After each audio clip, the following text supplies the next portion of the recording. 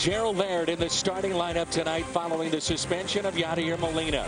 Speaking of starting, how about Rafael Furcal looking good in a Cardinal uniform? Emilio Bonifacio, one of the hottest bats in the Florida Marlins lineup. One of the biggest bats, Mike Stanton, their right fielder. The Cards and the Florida Marlins beginning a 4-game set, and St. Louis overall at 58 and 53. Against Florida, they have been very good at this ballpark. 41 and 27 all time, the highest winning percentage at Florida for any team in baseball. That's Al Hrabosky. I'm Dan McLaughlin. Delighted to have you with us for baseball tonight. We saw the Marlins in early May, Al, and that was kind of an evenly matched up series. It really was. And of course, we know at that time Cardinals hadn't figured out some of their problems with the bullpen. So it was a 2-2 split. The starting pitchers didn't get any decisions but one. You look at the Cardinals, they scored more than 6 runs per game. They should have won this series.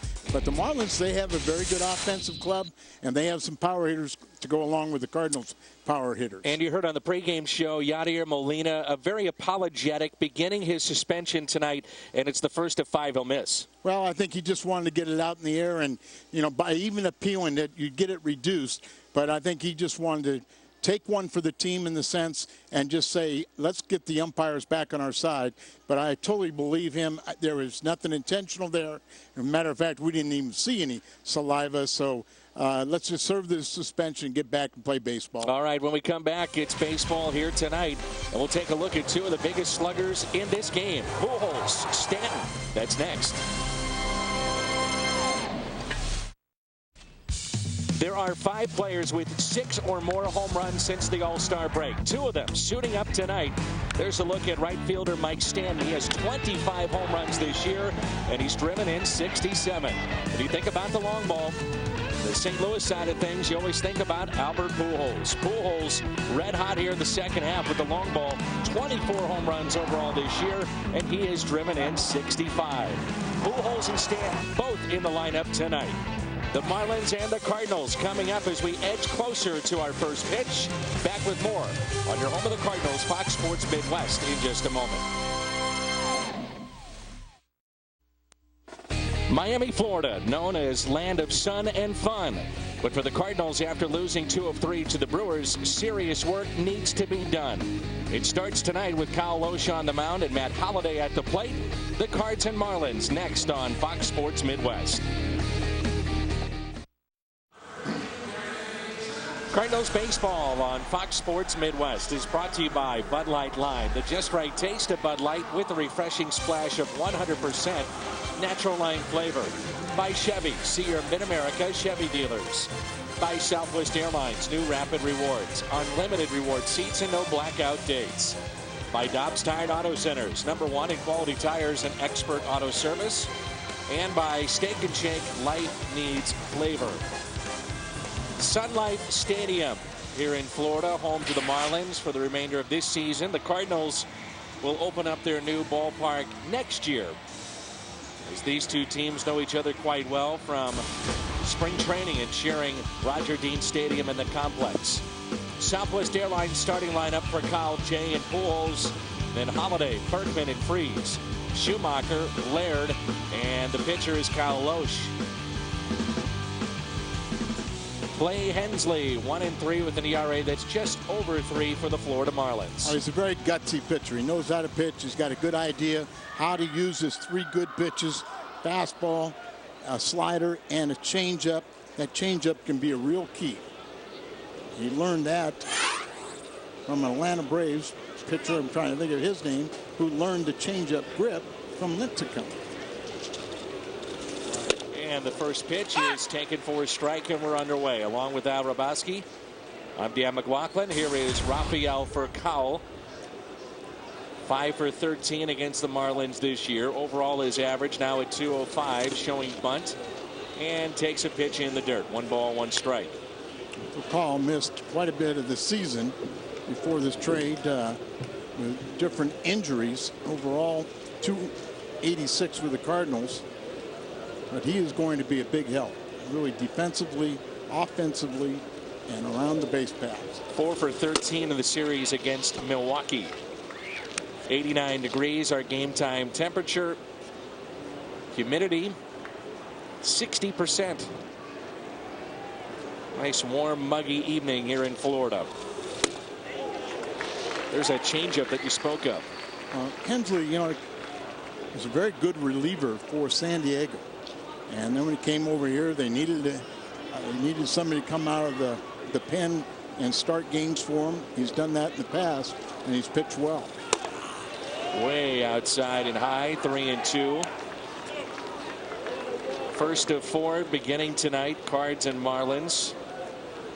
Hurricane Emily, we understand, is on its way. Could disrupt this series this weekend. 3-2 pitch is hit in the air. Shortstop Emilio Bonifacio, 1 away. Marlins defense, Logan Morrison, Mike Cameron, and Mike Stanton in the outfield. Dobbs, Bonifacio, Infante, and Sanchez along the infield. Clay Hensley and John Buck, those two. The battery tonight, that's brought to you by Dobbs. There's Trader Jack McKeon, 80-year-old manager. 80-year-old manager. First meeting he had with him. He goes, guys, I don't need this job. I don't know if I want to get this job, but they had lost a ton of games. He said, let's get to 500 and we'll see where we go. Well, they're at 500 now. Very simple to play for Jack. Be on time, just hustle, and you'll have the support of your manager. And right now, you'd have to say the Marlins are trying to catch Atlanta. Looking at the wild card race of the National League. Tough task in trying to do that. They are 55-55. They're tied with New York, 8 games back of Atlanta. Overall leader Philadelphia, 71-39 this year. 3-1 on John Jay. Over the years, Marlins have made so many different trades. They've had to dismantle World Championship teams and then rebuild. But they're saying all the Marlins talent, everything in their system is on the roster now. The cupboard is bare. Here's a 3-1 pitch. Taken inside by John Jay. First base runner of the night. Walked by Hensley, and here's Albert Pujols.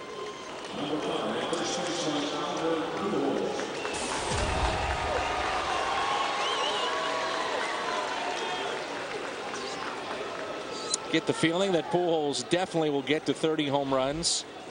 Pretty good chance at 100 RBIs, but can he get that average to 300? Probably the hardest of the 3. Yeah, I think there's no doubt that we will see him get to 30 home runs.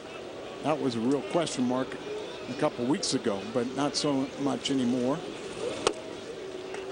Strike 1 to Pujols. Very few hitters have had experience and done well against Hensley. It's nice to know Albert and Holliday are 2 of the guys. Matt Holliday is on deck. No balls, 1 strike on Albert Pujols. John Jay, the runner at first.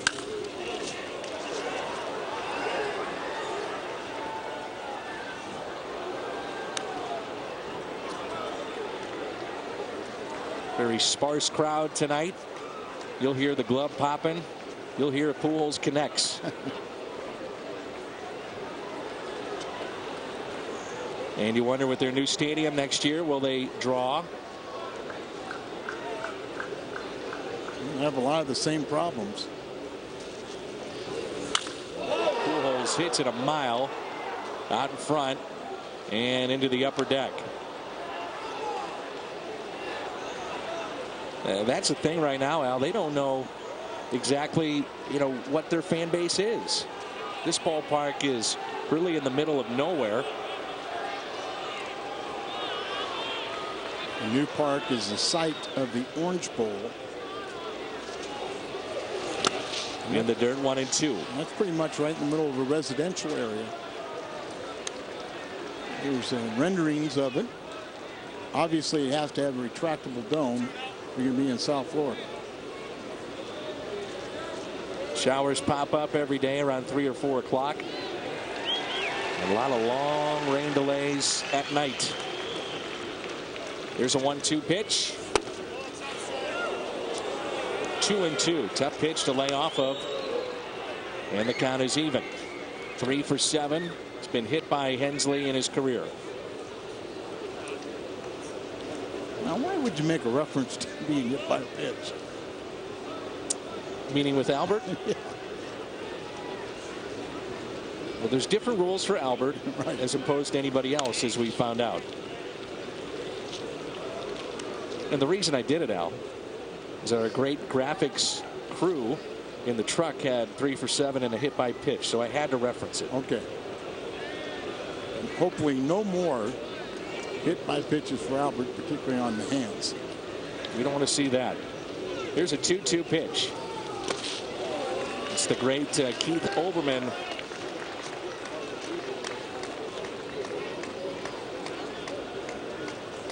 And he works in conjunction with a family member, Keith Korn, who's back home in St. Louis and comes up with some of the stats that we use. Full count here on Albert Pujols. See if they start John Jay. Jay is running, and the pitch is taken for a ball. Back-to-back walks. That's one thing about Hensley is he's not really a strikeout pitcher, but he has walked 17 and struck out 17.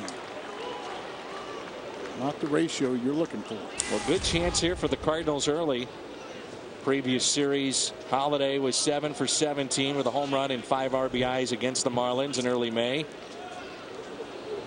Runners at first and second, and Al, as you talked about, Holiday has hit this pitcher quite well. He's 8 for 25, so being in the National League West, Holiday with the Rockies and Hensley with San Diego, they've got to see each other quite a bit. And that's a strike.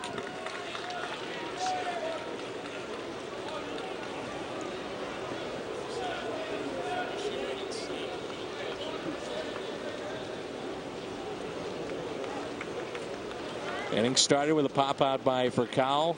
Back-to-back walks, and here's Matt Holliday. Outfield is deep. 0-1 pitch. Holliday rips it out to deep left field, and it's 3-0 Cardinals. Just over the wall out left. A line drive home run by Matt Holliday. 3-0 here in the first.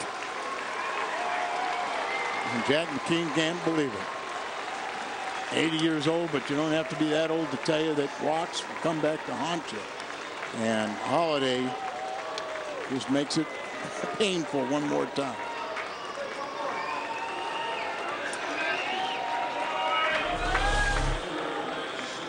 So Matt Holliday connects. Did he ever? 17th home run, RBIs 56, 57, and 58. Matt Holliday safe at home, safe and secure. New York life. Don't miss it. Here's Lance Berkman.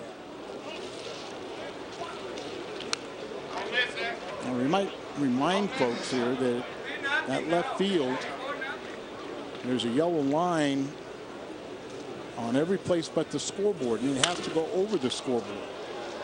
This is popped up on the outfield grass. Third baseman Dobbs has it.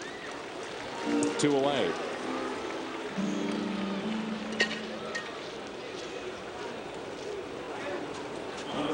A big blast by Holliday. That's what Kyle Loesch needs before you take the mound. You got a 3-run lead. And David Freese is starting to hit the long ball a little more consistency lately. And we see him hit for power to the opposite field.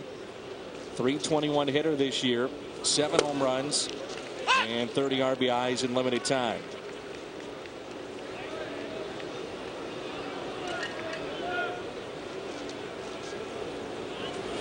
Cameron, the center fielder, the former Red Sox center fielder, shades him a bit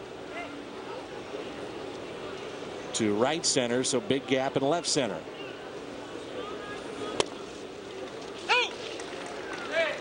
So 3-run lead early on here for Kyle Loesch, thanks to Matt Holliday. And Kyle Loesch trying to rub up against Holliday. See Garcia over there trying to go, hey, next time I pitch, I need some help. Matt Holliday, this home run is 17th. Cardinals on top after a half inning. 3-run homer in the top of the first from Matt Holliday. And it's 3-0 St. Louis. Let's get a look at Jack McKeon's lineup presented by Southwest Airlines. Bonifacio, Infante, and Dobbs. Then Sanchez, Morrison, Stanton, Cameron, Buck, and the pitcher Hensley. Emilio Bonifacio will lead it off. He's just named the player of the month for last month. Hit 380. Led the major leagues with a .466 on base percentage and 16 steals. Here's the 0-1 pitch. And he also scored a major league high 27 runs.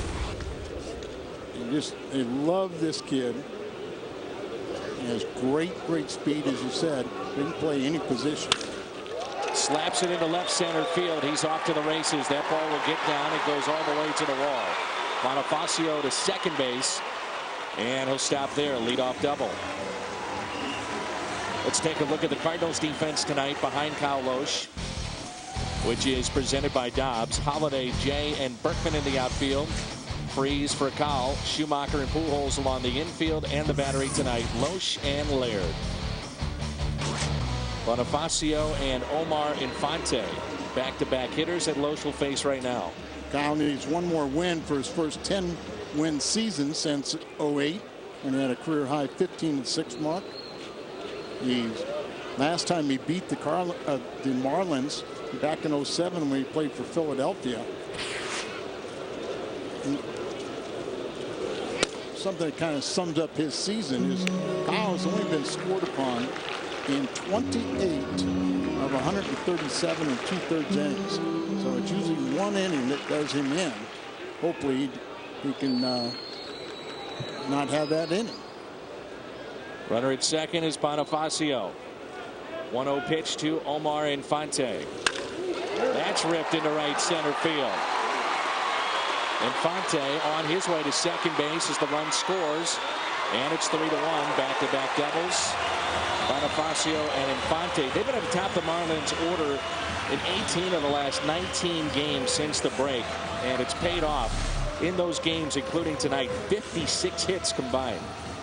And see him shoot for the right side. Plugs the gap out there. Gets the second before they can cut it off.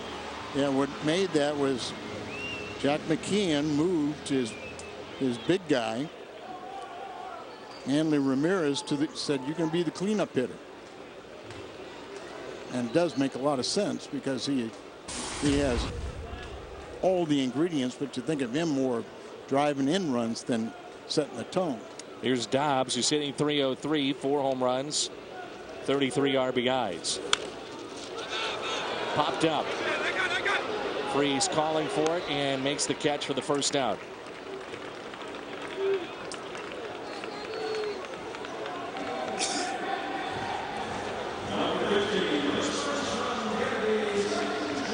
Now Gabby Sanchez.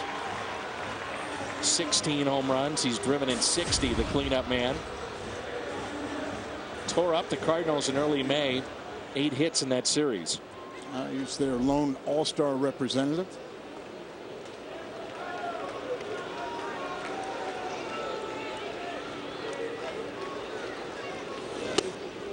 Jack McKeon back in uniform at the age of 80. Edwin Rodriguez resigned on June 19th. And Trader Jack now the second oldest manager in the history of baseball behind Connie Mack, who is 87. He also owned the club. So you're telling me there's pretty good security. There's job security. Take on a job as a manager. You're either gonna die in that job or you're gonna be fired. 1-1 pitch to Sanchez. McKeon did manage the Marlins to the World Series championship of 2003. Did have 3 winning seasons as their manager. '97 they won with Jim Leland. '03 was Jack McKeon. The 2-1 pitch got him to chase. 2-2.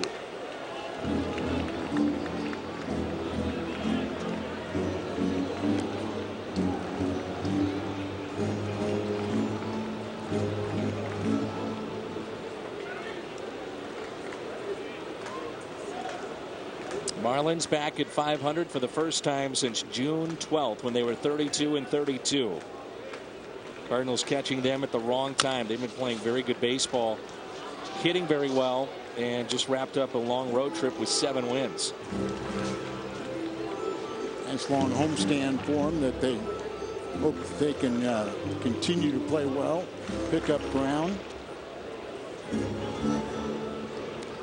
This ballpark had over 70,000 fans last night for a soccer game. Barcelona was in town. The remnants of the field, you can still see some of the chalk lining replacing some of the grass on the infield near third base, but you see that Lance Berkman be standing right about where the goal mouth would be. Here's a 3-2 pitch.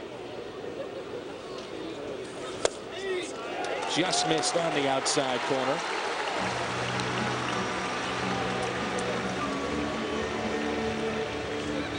Toyota keys to the game, and on the road for Kyle Loesch. It's been pretty good. 6-3. Opponents only hitting .249 against him. Well, 3 of the first 4 hitters have reached. Back-to-back doubles, a walk. Runners at first and second, and here's Logan Morrison. Talk about pitch counts and how to pitchers should probably set a goal of around 12 pitches per inning. I'm a little stunned that Kyle was second best in the National League of having the lowest pitch count per inning, and it's 14.4. We have really gotten away from just attacking the strike zone and not trying to, be pinpoint.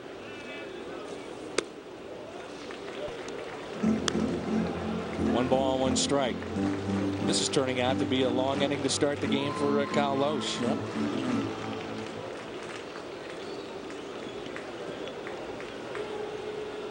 Potential go-ahead run is at the plate, and a home run hit. Here's a 1-1.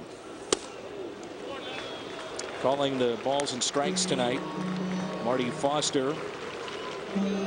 Paul Schreiber at first. Jeff Nelson at second. Vic Carapazza is down at third. Some borderline pitches, both in the top of the first and in this inning, that have not gone the pitcher's way. And that's also why you have longer games, too. Exactly.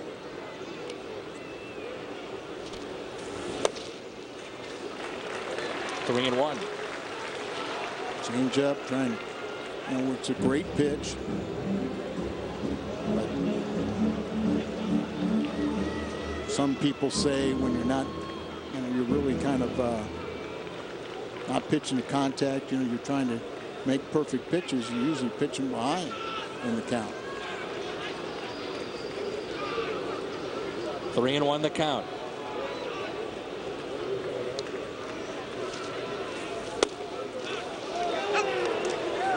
Change up again. The guy on deck, we saw his raw power in St. Louis, Mike Stanton. Young player, and they love him here in Florida.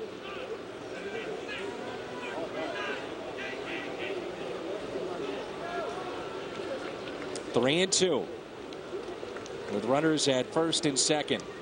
Outfield deep and straight away. Liner into left center. Jay on the move. He won't get it. One hops off the wall. The wave into second runner. Tie ball game. Ball still in play.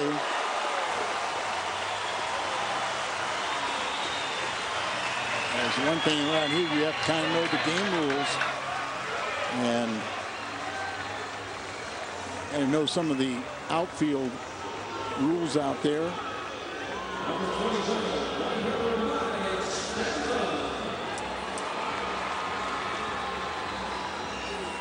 Three doubles and a walk to start this game, and one out for Kyle Loesch. 3-3 here in the bottom of the first. Duncan out to talk to him. And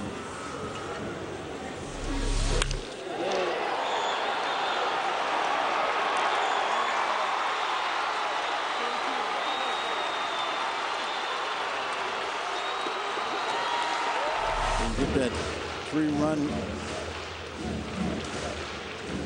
comfort level before you take the mound, and you just gave it right back.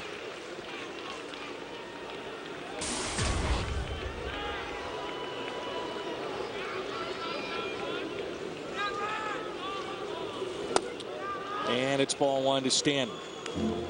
In a pennant race, you're given a 3-0 lead. You're going to be a winning team. You can't have innings like this.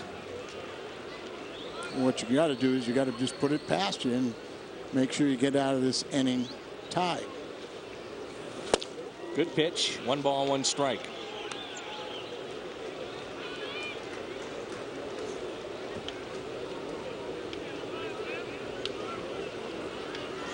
Cardinals jumped out on top with a 3-run homer by Holiday.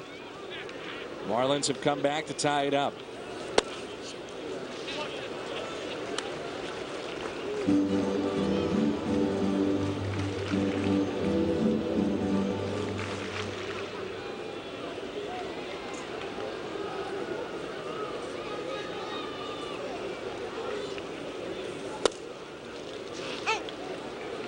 Evens it up at 2-2.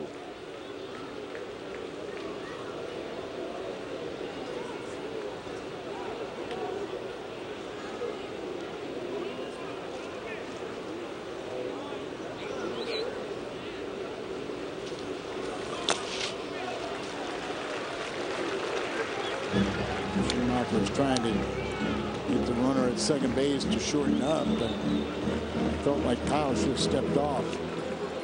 In a long time.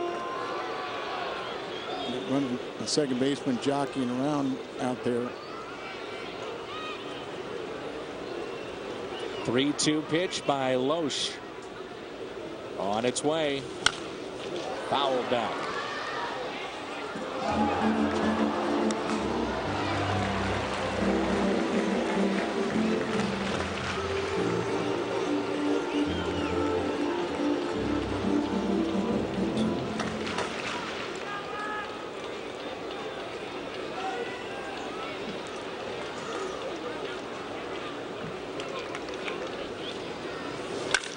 Base hit out to left. They'll hold up Morrison. Runners at the corners now for Mike Cameron. 4 hits here in the first inning allowed by Kyle Loesch. A walk in a 3-3 game, and trouble lurking.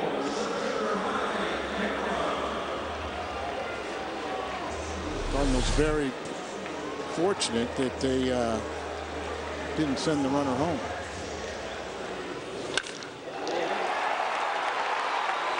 Running hard and stopped by his third base coach.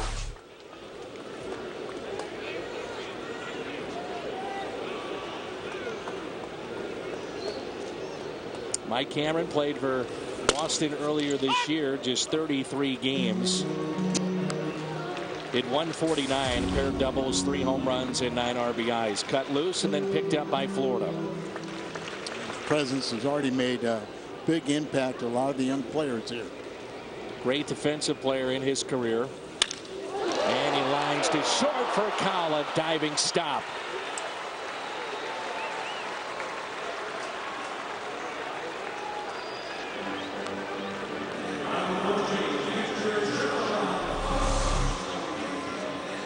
His positioning and line drive right up the middle, and a couple steps to his left, and then a dive. And hold on. Here is Buck. I'm with you, Al. I was surprised that they did not send the runner, and now could come back to haunt them. after that line out, and Cameron not able to drive him in. There was only one out, and that was part of Joey Espada's decision to hold the runner, but I don't think there was any way the Cardinals were going to throw him out. Yesterday in the ball game in Milwaukee, Jackson was left out there because the bullpen had to be used so much in that 4-hour-plus game the night before. The bullpen could use another day like that. But right now, Loesch really struggling here in the first inning. Well, we said he averages 14.4 pitches per inning, second best in the National League, and I'm looking for the total, but he's at 30 now. Here's a 2-0 pitch to John Buck.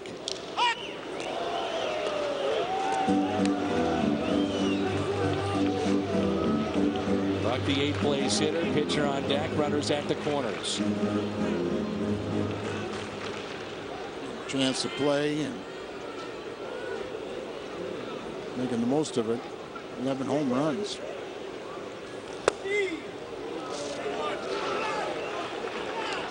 See the body language right now of Kyle Loesch. He's frustrated with himself, I'm sure, but it looks like at times right now frustrated with the strike zone too. There were a lot of times where he displayed some of this body language and we didn't quite understand it when he had the forearm injury. Now he's developed the finger problem, but it's not supposed to be anything serious. Medication kind of stopped that inflammation. So bases loaded and 2 outs, and now Pujols over to visit with Loesch. We've already seen a visit by Dave Duncan here in the first inning.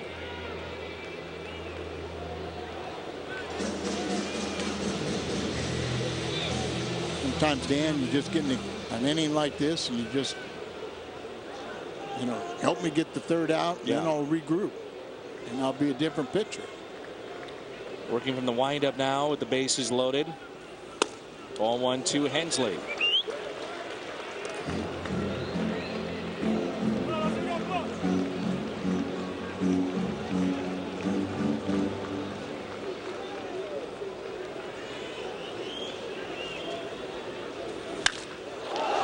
Here's a high fly ball left center.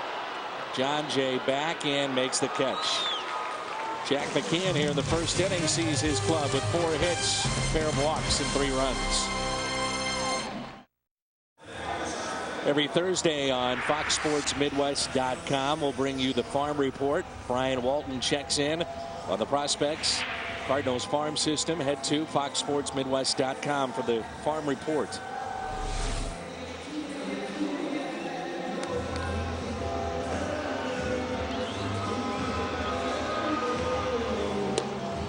Kyle Loesch, after giving a 3-run lead, gives it back, and it's 3-3. But as you said, Al, you dust that off and settle back in, regroup, whatever you want to say. And lucky that he's still in a tie game.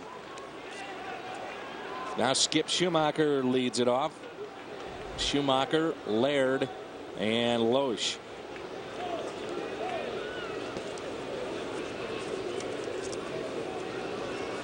Schumacher is hitting .275 and looks at strike 1. Third baseman playing in. That's Greg Dobbs.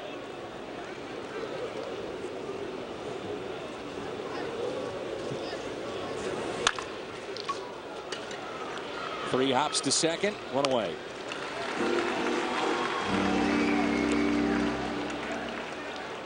Of course, what I was saying about Kyle Loesch could be the same thing for Hensley.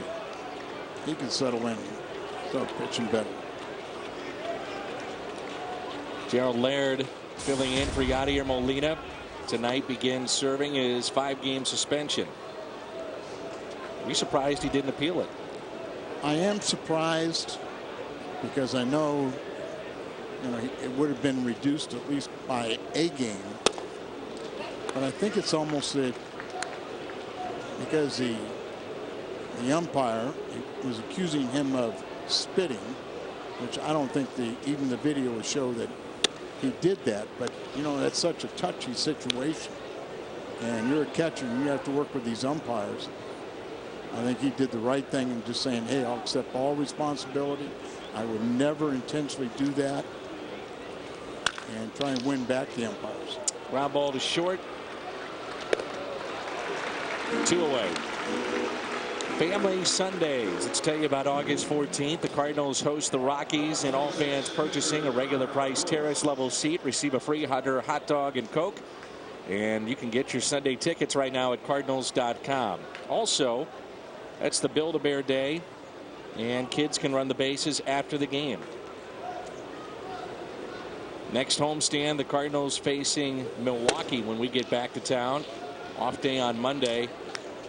Seats as low as $5 for that series against the Milwaukee Brewers.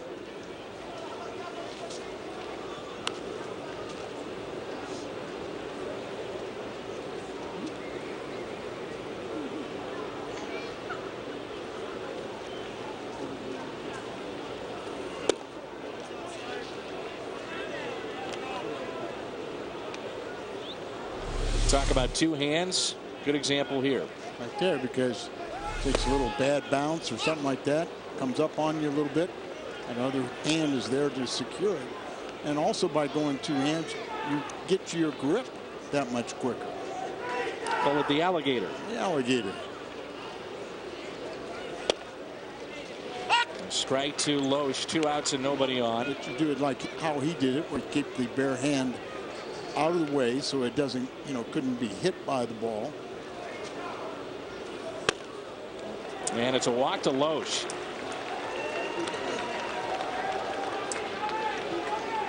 Third walk tonight issued by Hensley. The other two came around on the home run by Matt Holliday. I'm sure that you and Rick talked about it a lot, but I've always been a fan of Furcal from his time with the Atlanta Braves. We always remarked about his arm. Sure. And very good player with the Dodgers.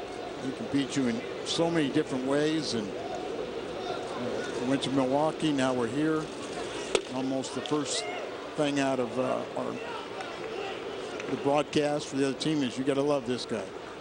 You know, he's going to help you when we're talking about Furcal. Randy St. Clair, pitching coach for the Marlins. Slow walk out to the mound. You know, and if you're Rafael Furcal, you've been in a situation that this year for the Dodgers has gotten real stale. Ownership, you're being asked about that all the time. You're not winning games. You know what? Why not come to St. Louis and have a chance to potentially go into postseason play, make a good run for yourself? Maybe a team out there like the Cardinals would pick up the option. You never know. Well, he missed 63 games with a fractured left thumb and a strained left oblique. So that's why his numbers are down and playing time. And he'll be playing himself back in shape. But the last couple of weeks, he's been very productive with the Dodgers. You've been around the game a long time. We've seen it too. You get that chance to go to a contender, and even though you played Major League Baseball a long time, it does get your juices going again. There's no question about it. All of a sudden you're playing for something. You love going to the ballpark. Furcal pops it up. Shallow left. And Morrison makes the catch. Emilio Bonifacio leads it off when we come back. Nice sign by that fan with the Albert Pujols shirt all the way from Jackson, Missouri. And we say hello back to you. You bet. All right, let's see if Kyle Loesch can't regroup here in the second inning. Cardinals and Marlins tied at 3-3. Emilio Bonifacio doubled to start things offensively for the Marlins. Came around to score. Marlins with 4 hits, 2 walks in the bottom of the first.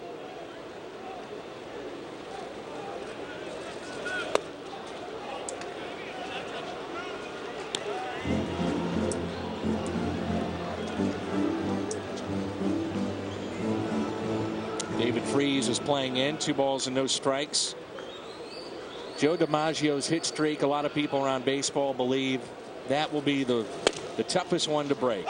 Maybe that, Cal Ripken, his Iron Man streak, but Bonifacio, career best 26-game hitting streak, snapped July 29th.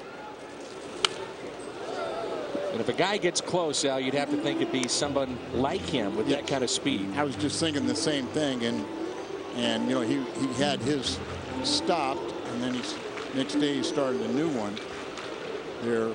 And to give you an idea of what we're talking about, their franchise leader is Luis Castillo at 35, and he's that same prototypical guy that can really fly, slap down on the ball, and pick up hits almost at will.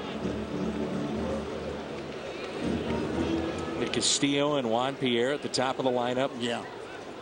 Handful of years, and those two are very good. That 1-2 combination. There's a fly ball into right center. John Jay with family and friends.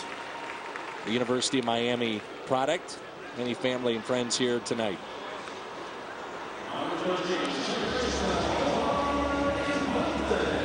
And it brings in Omar Infante.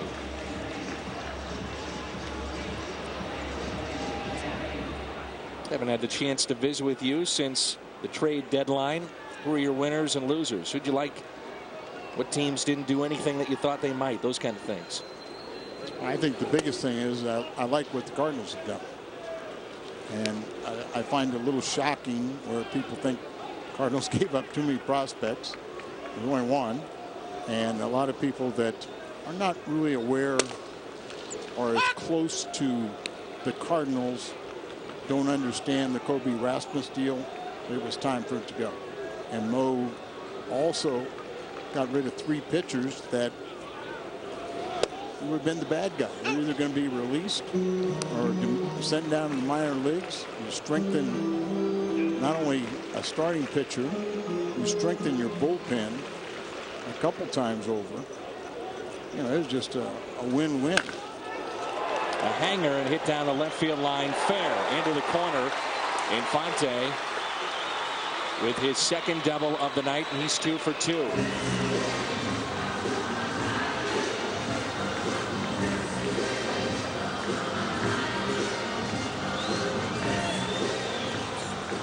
I know John Mozeliak is still looking to try and improve this ball club. There's your hanger, as you said.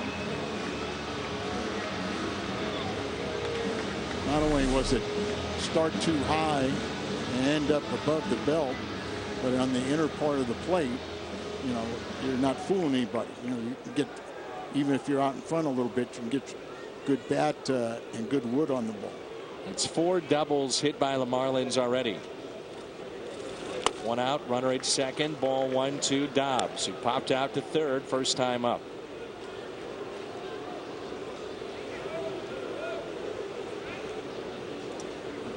Busy day here at the ballpark concerning the news with Yadier Molina being suspended by Major League Baseball for 5 games. That suspension starting tonight. We'll talk it over with Jim Hayes, who has all the details in the third. 2-0. Let's see Loesch really getting on top of the ball. A lot of pitches high. Yes. And we emphasize with all pitchers, got to get the ball down, but that's where you get your late movement, is when you finish off a pitch. That's where the ball and movement come late and downward.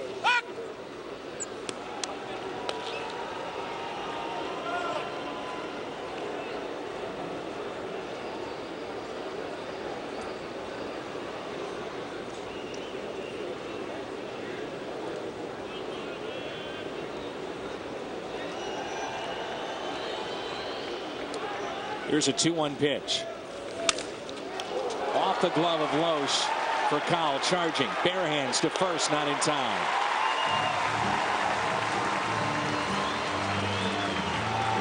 A little bit of tough luck right there. Yeah, Kyle Loesch, very good athlete, normally fields the position well. See, is just beyond his reach as he followed through a little bit to the first base side. And it still shows you there how Kyle can still play. He came in.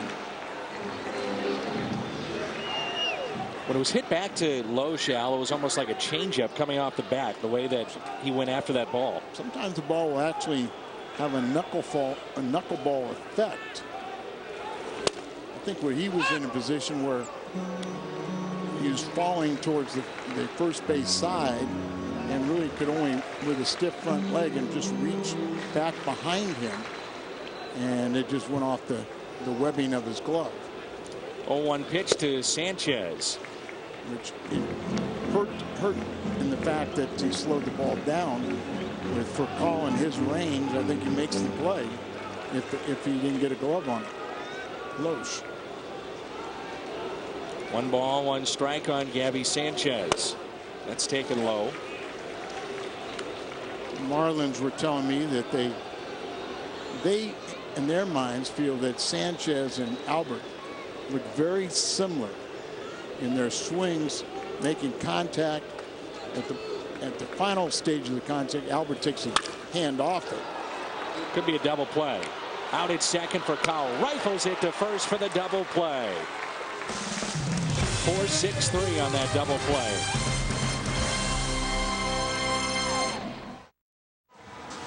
You can follow the Cardinals with MLB.com at Bat11 app for your iPhone, iPad, Android, or BlackBerry. There's audio, pitch-by-pitch tracking, video highlights, and more. Text at BAT to 31826 or visit Cardinals.com for details. Al, it's been well documented that you had your neck surgery. Yes, sir.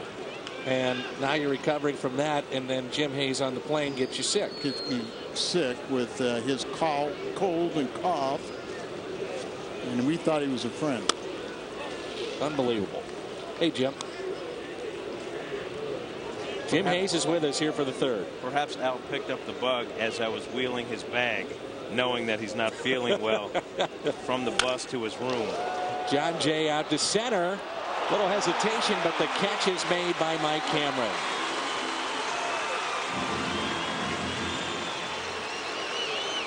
Jim, be on your best behavior now. Did you do that last night?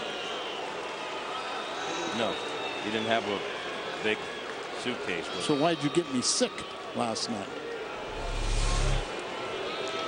Catch made by Cameron.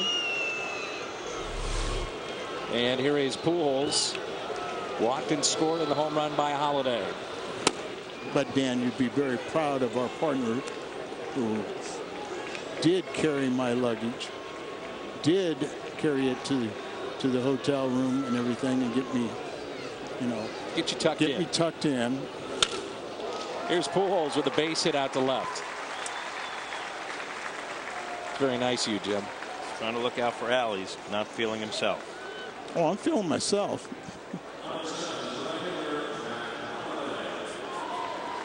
All right.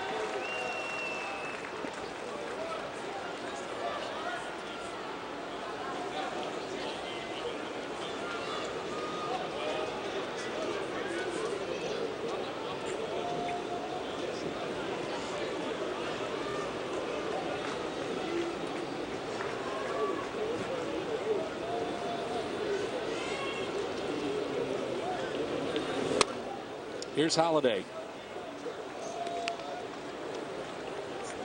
We're wasting all this valuable Jim Hayes time. Some news on Yadier Molina.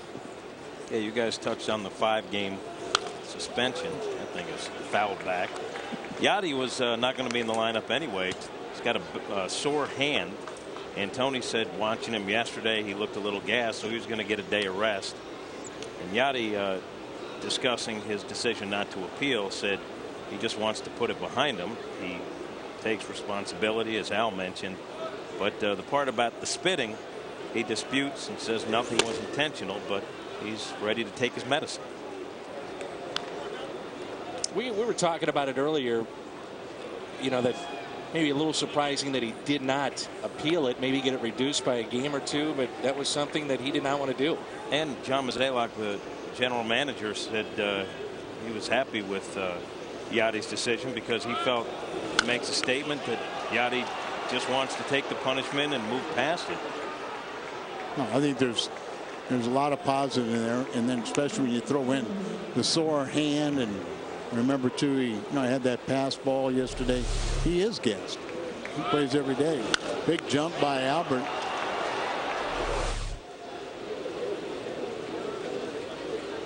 But the whole spitting allegation, I mean, I totally agree with it. It's Academy Award winning umpire acting. Or not realizing what had actually happened. But I had a pretty good look, good vantage point on the field, and it was just two guys yelling and a little excess shrapnel. 2-2. And the pitch hits Holiday. On the hand.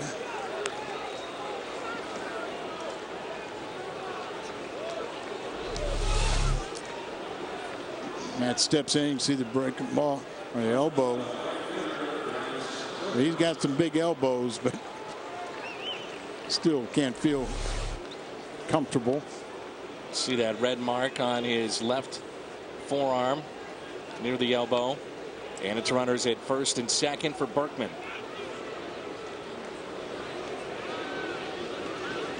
Well, neither pitcher has been very sharp here tonight.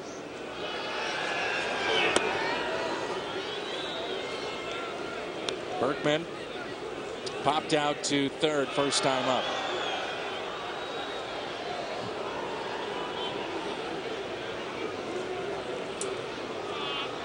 Started the telecast showing you the previous series. Those games decided by the bullpens. Base hit into right. Pujols thought about coming to the plate. He ran right through the side of Jose Oquendo and then back to third. And it's a good thing he did. It's Mike Stanton, who can play third base. They've got him in right field, and they say he's got a pretty good arm. He just showed a pretty good arm. You know, Albert is obsessed with scoring, and Oquendo's going to bring him all the way and then stop him. Is the throw. He'll tell you why he stopped. That had something on it. Did he even look at Jose Oquendo? Oh, after he hurt him. That's a smart play to draw the throw, though. You never know what's going to happen.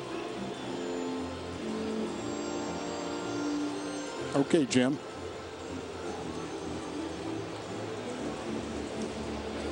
See, Jim, he's got a Rawlings glove, so first thing you know he's going to come up with the ball cleanly. Then he does have 5 tools. One of them is throwing. And if you come up, field the ball cleanly, and come through the act of throwing, you have to stop. Okay.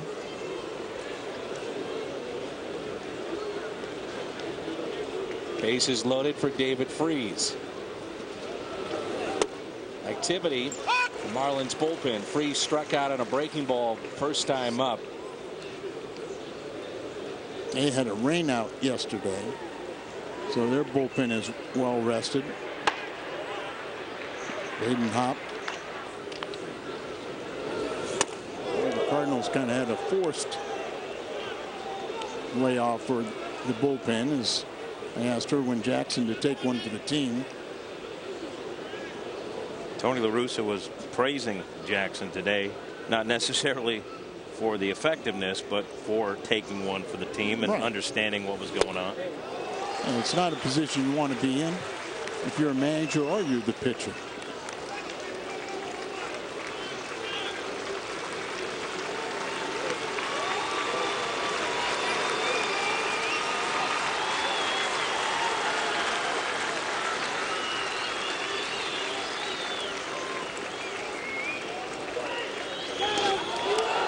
Scoots away, but Pujols stays put at third.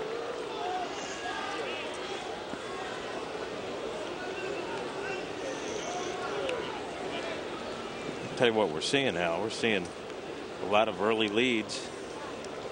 Don't really necessarily reflect the final score. We see a lot of heroics in the early going, and you think, all right, this might be a cushion that's enough to win. And the Cardinals have been scoring first are 45 and 28. And like you said, the late is Those early leads have evaporated.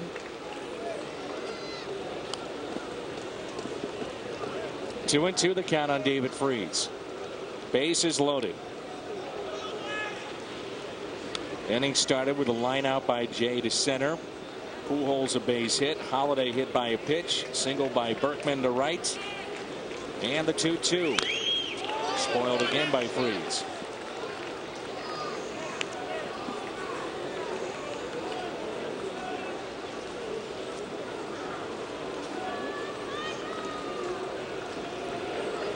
So bases loaded for the Cardinal third baseman here.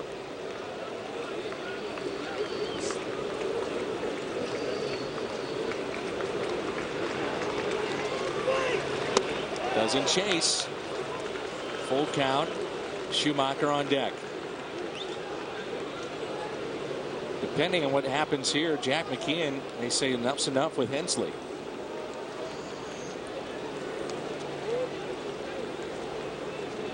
It's only his 5th start.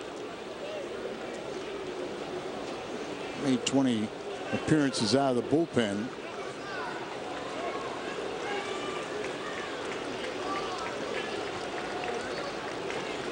Here's a 3-2 pitch. Ground ball. And off the foot of Freese. Just fouling a ball with the problems he's had with his ankles. You worry about that too.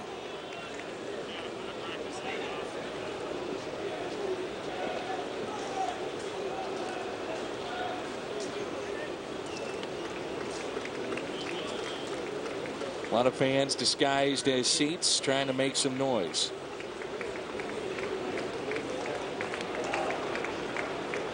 Here's a 3-2. Oh, the helmet of David Freese.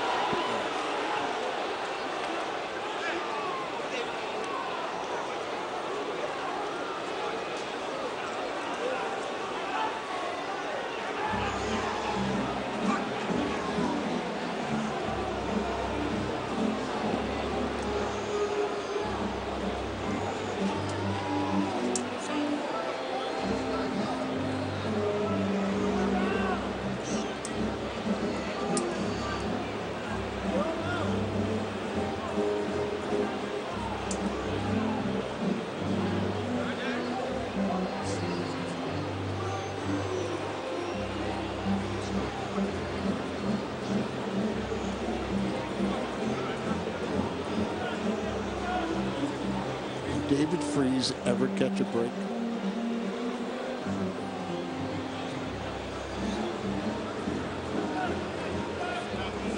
See Tony talking to the umpire. Good sign. David getting to his feet.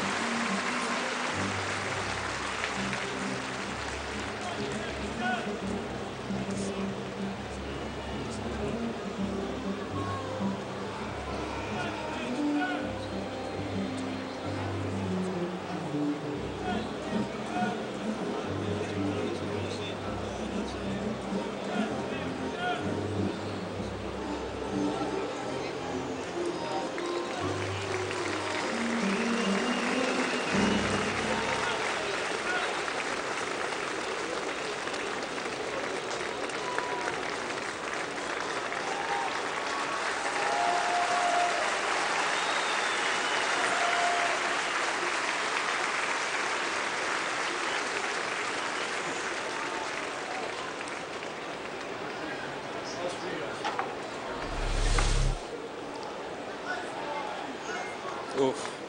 You see that ball just running right in. Set up away. Totally lost location of his pitch. So close to his face too. If he doesn't get down in a split second, that's in his face. And that's why you're always taught to spin backwards and away. Pitching change for Jack McKeon, 4-3 Cardinals.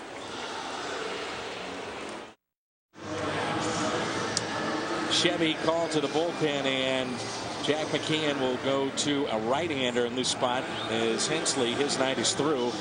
Burke Badenhop, 35th appearance of the year. He spent some time down in the minor leagues, and he spent some time starting. Both his wins this year have come against the Mets. Lefties are batting 228, right-handers 278. Here's Schumacher, grounded out to second. Bases are loaded for St. Louis as we play here in the top of the third. David Freese hit the last pitch that Hensley threw in the ball game, and that drove in a run. That was Pujols.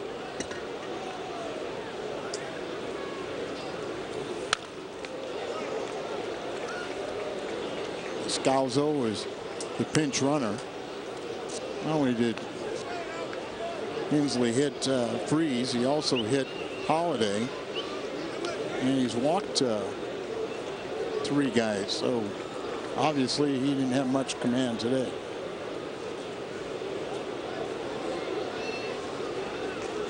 Here's a 1-1 pitch. 1-2.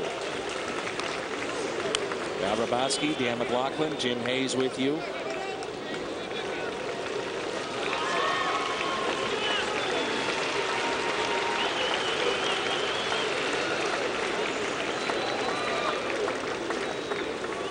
Schumacher bounces it right side. That's a base hit. 1 run is in. Here comes another.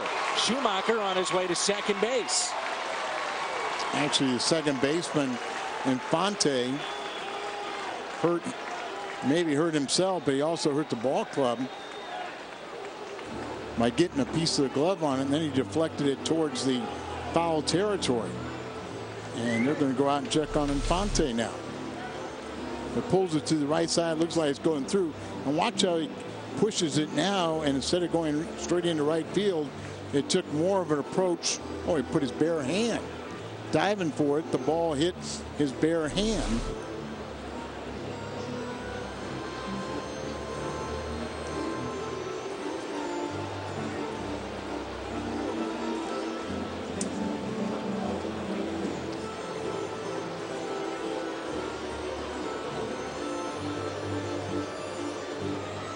What next?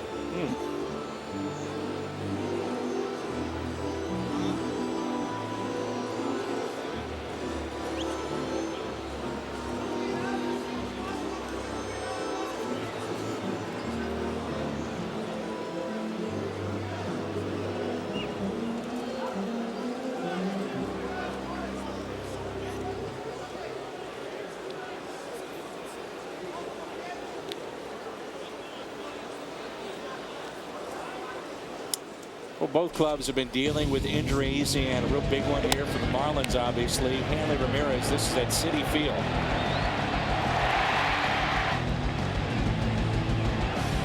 Josh Johnson's been lost the entire year. Ramirez, it was his shoulder.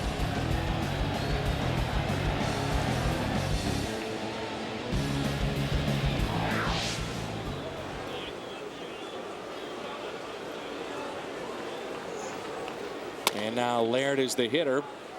Intentionally walk him to get to Kyle Loesch.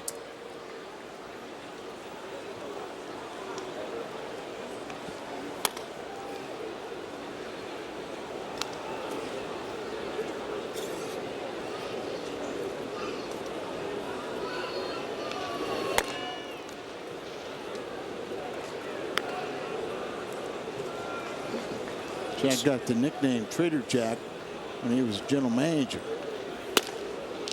All the deals he put together.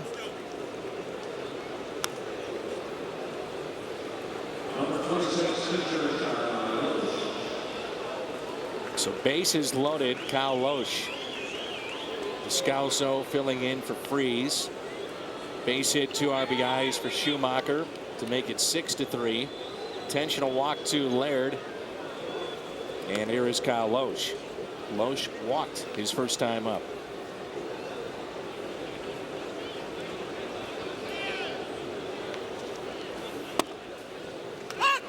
Strike at the knees. Cardinals have been hit twice. They've received now 4 walks, one of those intentional just moments ago. Breaking ball and a strike, 0-2.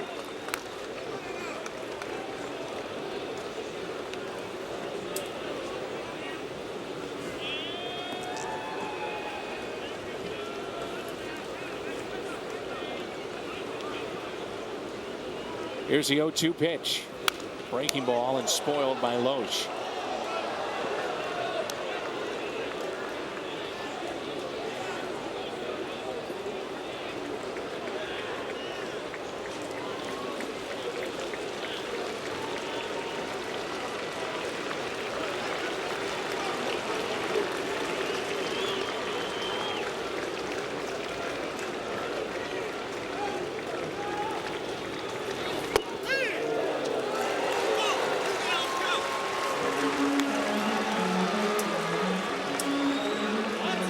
If you have a question for us, go to carsoup.com/Cardinals and send us your email to booth questions. Low strikes out. And now Rafael Furcal already up for the third time.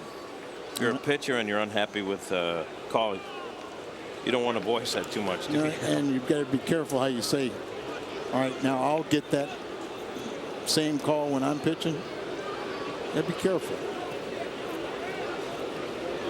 2 outs, bases loaded. Furcal looks at strike one. 0 for 2 tonight.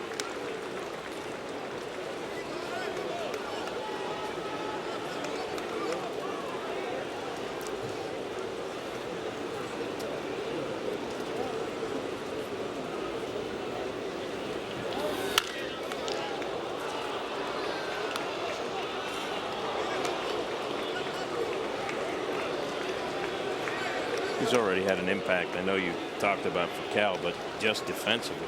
Yes. That play he made in that Cardinal win in Milwaukee was remarkably good. You know, the Cardinals went in by design, sacrificing offense at shortstop, or excuse me, sacrificing defense, you know, with the Terrio deal. Well, I've, you know, always in the back of my mind, I always wanted Furcal because he could do so much. But it's another reason why I really respect Terrio is how he's handled it. You know, fully behind the deal. You know, they were teammates last year for a while in L.A. And he goes, this kid, you know, he's got talent. I understand this. And when I'm called upon, I'll be ready. But he should be playing ahead of me. 2-2 the count.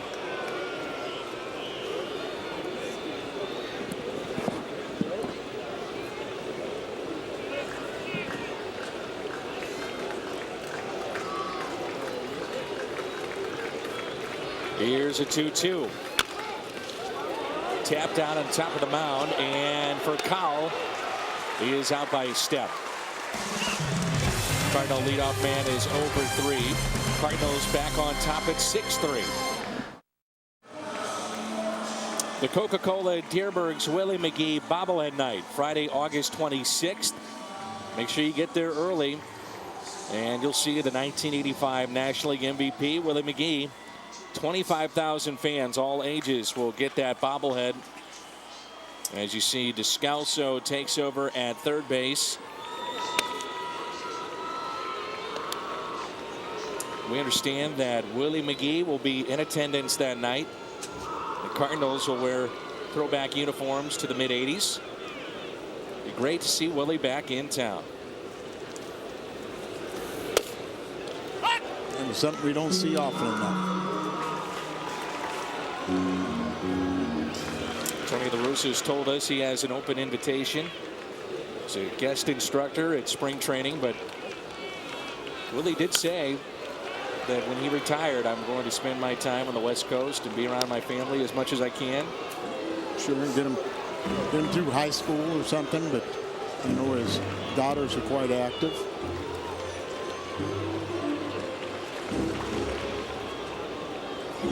Al, you said it best. David Freese can't catch a break. I don't want any breaks in this one either. No. There's a line drive and a base hit into center field by Logan Morrison. Morrison is 2 for 2. A pair of RBIs as well. Yeah, it almost looks like we know these young hitters are good fastball hitters, and so you fall in love with a different pitch. And seeing a lot of changeups. Kyle's got more weapons than just one or two, and don't be afraid to throw your fastball, but learn to spot it.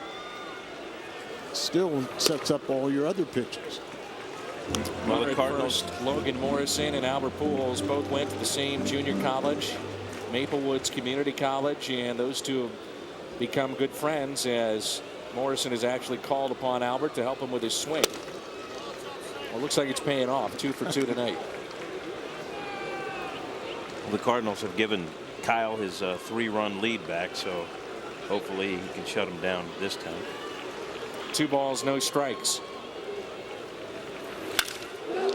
Smoked into center field, and John Jay makes the catch. Can't hit it much harder than that. Now, how hard you hit it, sometimes it's where you hit it. But just right down the middle, and that's also where John Jay's playing. Jim, the Cardinals were hoping to see Alan Craig by this time, but that's not the case. They've been very, very cautious with Allen and given him plenty of time to recover. Cameron, a high drive out to center near the 434 sign, and the catch is made by Jay. That's the deepest part of the park. It's a lot of room out there. But Allen's slowly getting back his timing and also getting past that knee injury with Memphis. But John Mozeliak told me they hope to have Alan Craig back with the big club early next week. It'll be good to see him back. It's been a long road back from what appeared to be, it was scary when he hit the wall, but then they said it was kind of just bruising, something minor, but turned out to have a little break in the knee. And the Cardinals were trying to figure out any kind of way to get his bat in the lineup. Third base, second base, the outfield. Good problem for Tony La Russa to have would be a healthy lineup, which has been hit and miss this entire year.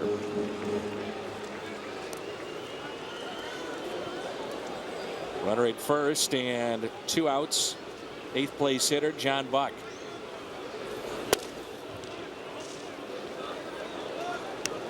Nice interview with Corey Patterson on the pregame show. Yeah, he's happy to be a Cardinal, happy to have an opportunity to get to the postseason, and he understands that they like what John Jay is doing in center field, so he'll do what a lot of guys on the bench do, stay ready and try to contribute when called upon. I asked him about Tony La Russa. A lot of times guys on other teams have one feeling, Tony La Russa, you know, when he was a Cub. And you could tell by the look on his face, yeah, different feeling now, because once they play for Tony, it's a different relationship totally. They see a different side of him. Talked to Lance Berkman about that. He said the one thing I remember being on the opposition side, that opposing bench and dugout, was that Tony was like a stick figure that just, you know, the guy never moved.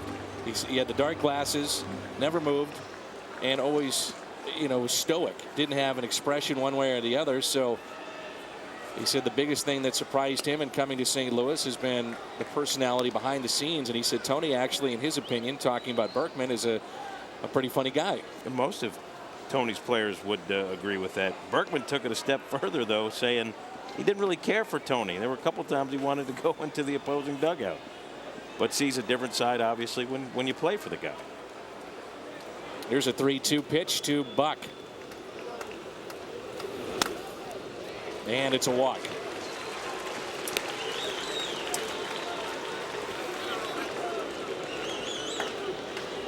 It's 3 walks issued by Loesch. Really not the worst thing, is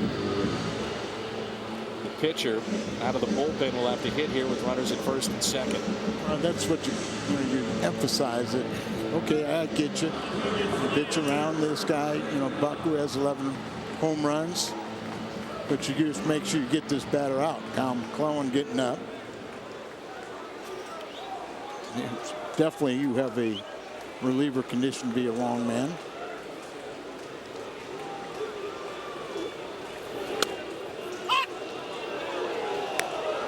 Cardinals will have Jay, Pujols, and Holiday coming up.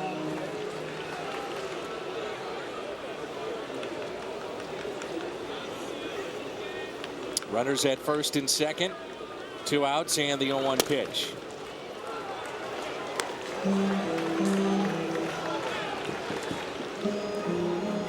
McClellan had rolled his ankle a little bit in Milwaukee and told me after the game, one of those things like when you're playing pickup basketball, you think it's real bad, and then it's fine a few minutes later. So. Right.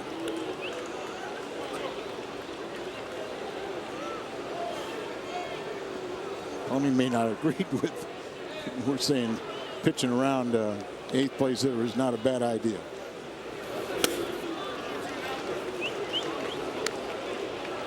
Two and two.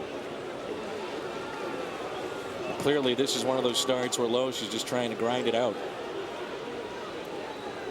He's grinding. 2-2 pitch.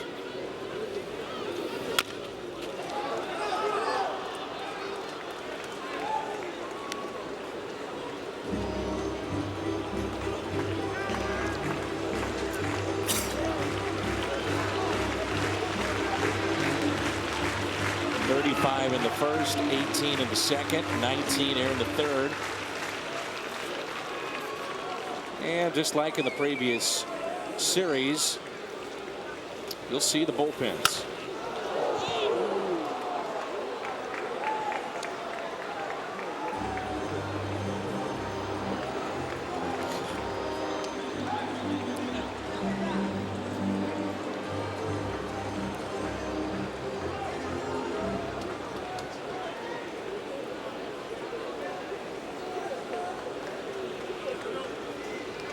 Here's a 2-2. And he got him on the outside corner. Marlins strand 2. Big bats coming up. It's 6-3. Follow every Cardinals game through Game Connect on FoxSportsMidwest.com. As you watch the game on television, you can join the conversation about the game on Twitter. Track trends and stats. Game Connect brought to you by Jack in the Box. And find it right now at FoxSportsMidwest.com. Cardinals have John Jay, Albert Pujols, Matt Holliday. Certainly hasn't been a smooth game, has it? No, it is not. And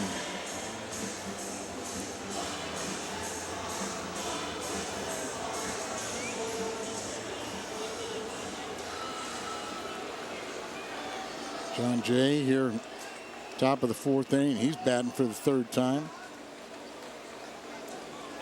Cardinals have seen 4 walks, 2 hit batters go along with their 4 hits.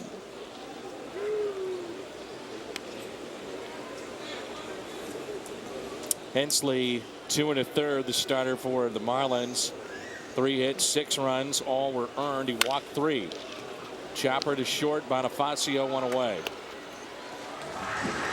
59 pitches for Hensley.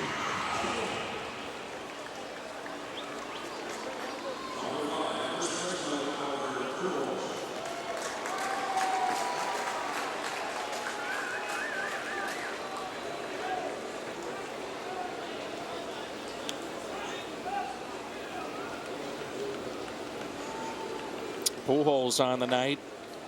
Walked and scored on the home run by Holliday, who's on deck. And singled and scored in the 3rd.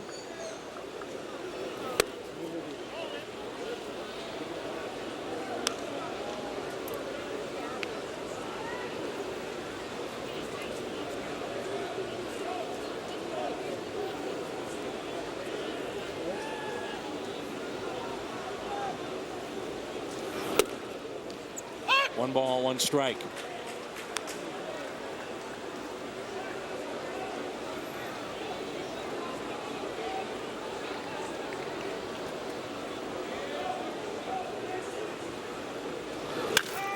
This is hammered.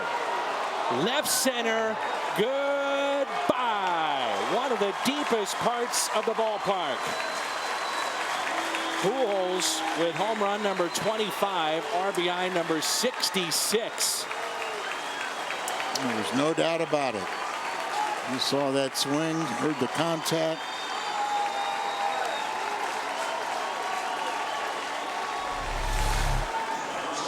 Pulls that bat high, follow through, and just launches it into the night sky. 1-1 pitch and knocks it into the seats in left center. 25th home run. 66 RBIs. And Holiday lines out to second. So 4-run lead now for Kyle Lohse and the Cardinals.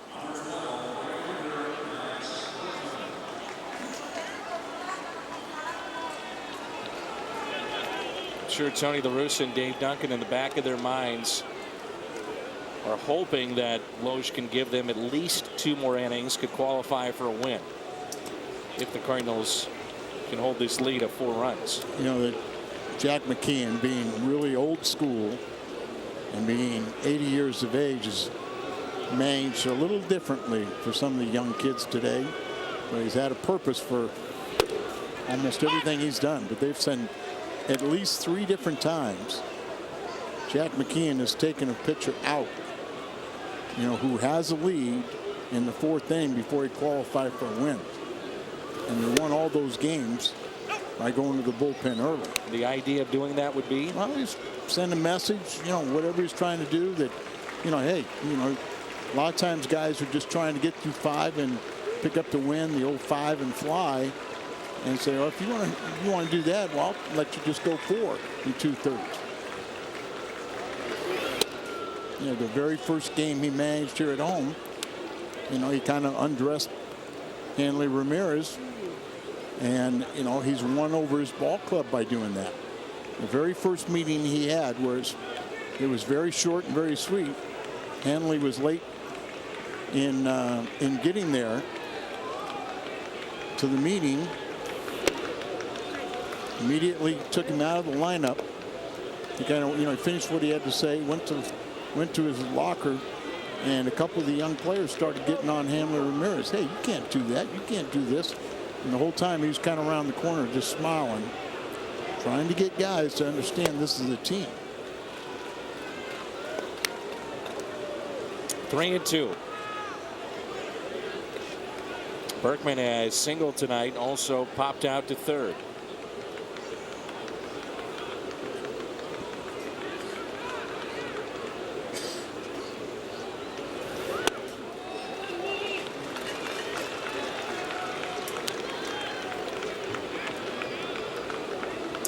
Here's Descalso after a very scary moment back in the 3rd inning when David Freese, with the bases loaded, was hit in the head with a pitch. Went down for a few minutes, helped off the field by the Cardinals training staff. 2-out walk to Berkman, and a look at our AT&T trivia question. Name the Cardinals player with the most home runs all time against the Marlins.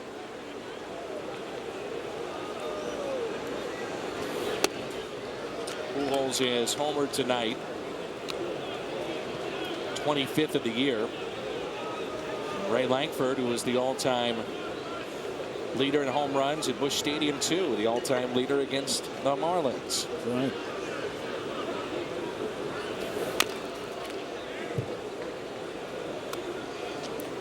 Albert didn't play in enough games to accomplish that, and the same thing with McGuire. Ray Lankford had a good career with the Cardinals. Sure did. People forget and overlook some of his numbers, but they're right up there in the top 5 of a lot of the all-time Cardinal offensive numbers.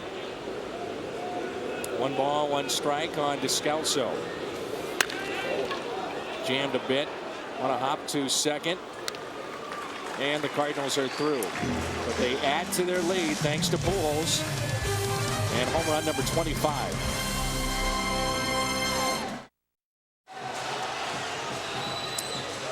Coke Zero and Walmart team banner Friday, August 12th.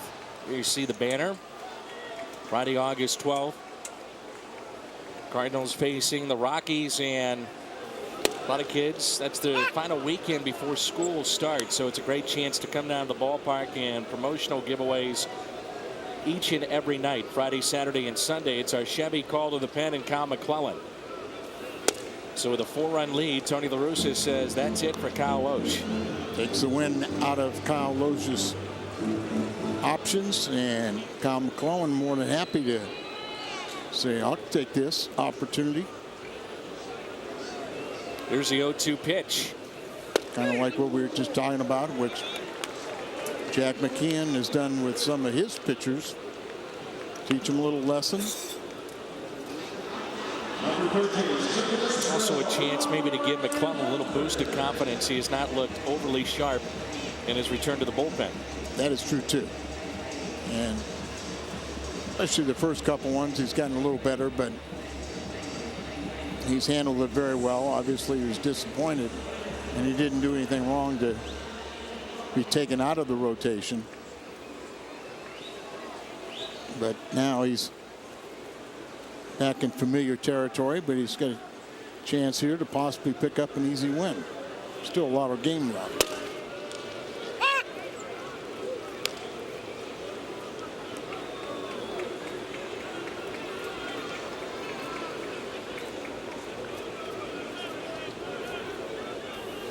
Here's the 0-1 pitch and a base hit past Descalso into left. Fonte has been one of the hottest hitters. He's 3 for 3 tonight.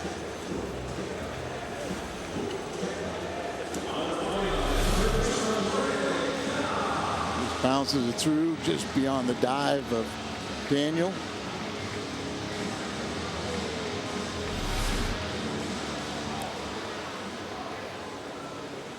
Since the All-Star break before tonight, Infante has hit 386. So he's now 30 for 73. Kyle Loesch tonight, 74 pitches, 3 innings, 7 hits, 3 runs, all earned, 3 walks, a strikeout, 74 pitches, 44 were strikes. And the 0-1 pitch in the dirt.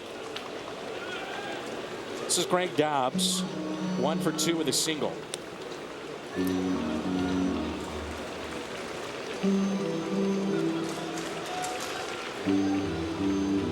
Since the All-Star break, he's hit 379. Didn't have an RBI in his last 29 games prior to the break. Always been noted as one of the best pinch hitters in the game.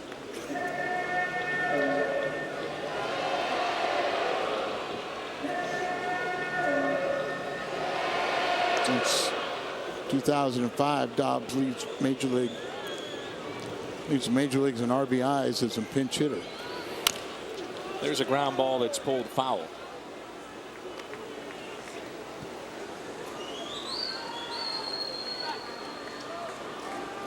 Florida Marlins 17-7 since July 6th. Just back of Boston 18-6. Phillies, Brewers, Yankees, all 5 of those teams may be headed to postseason play.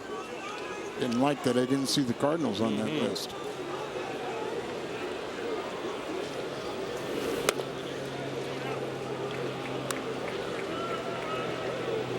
You would think after the big trade and then getting for Kyle, be a jolt to this team, but we really haven't seen that yet. No, we have not. And the players have been, right on. They said ownership and front office has done their job. They've given us the weapons. They've made us a better ball club. Now it's up to us to finish with what they started.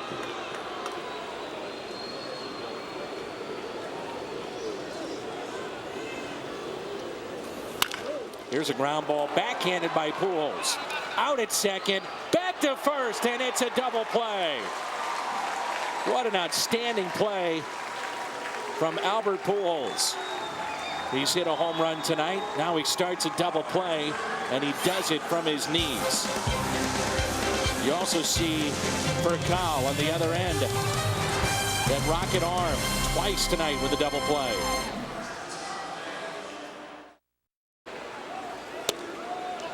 Skip Schumacher. Top of the 5th, 7-3 St. Louis.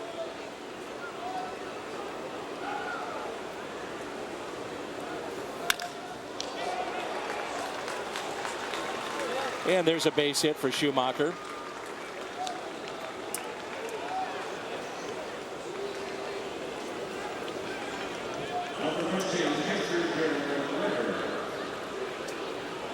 Schumacher is second base hit to go along with a pair of RBIs, and now Gerald Laird. Laird is grounded out to short and also walked.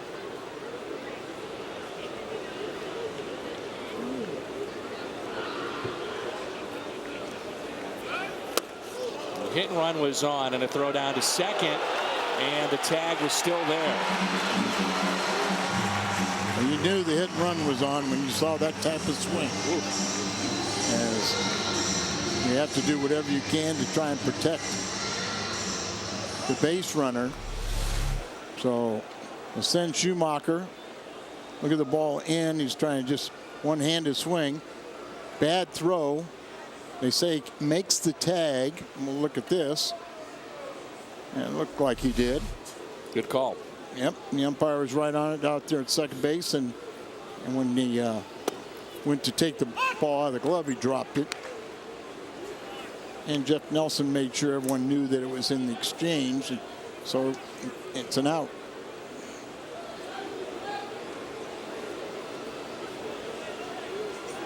Gerald Laird's hitting 0-2. Everybody knows it's 0-2, but Gerald wants it 1-1. Yeah, he didn't think he swung at the first pitch. Yeah. 1 ball and 2 strikes.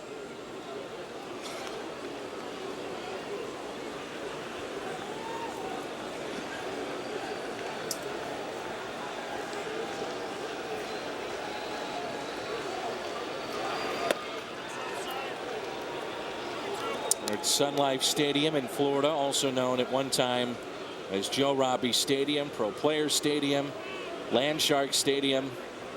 It's now Sun Life Stadium. 2-2 pitch. I think there are a couple more. Top of the probably. Final regular season series for the Cardinals here at this ballpark.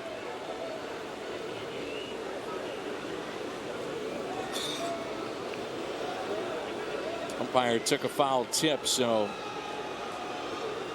professional courtesy. The catcher out to visit with the pitcher, and now the Marlins trainer out to visit with our home plate umpire.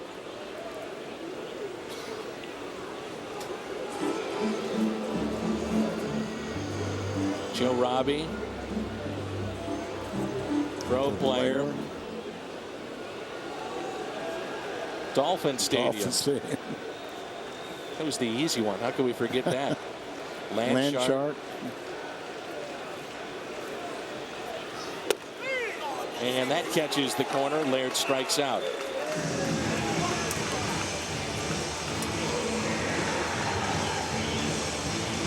Here's Kyle McClellan.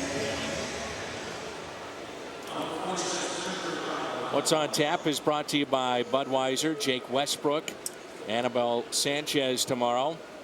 Come your way at 5:30. Jake looking for win number 10.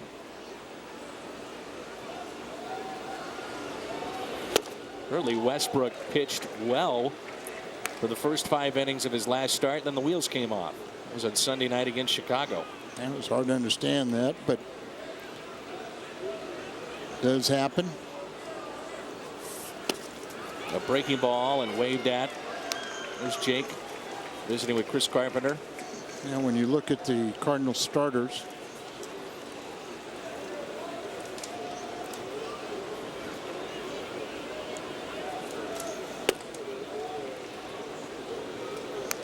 Westbrook has made 22 starts. He doesn't have that many quality starts, just 8. His 1-loss record is 9-5, but the team has won 12 of those games.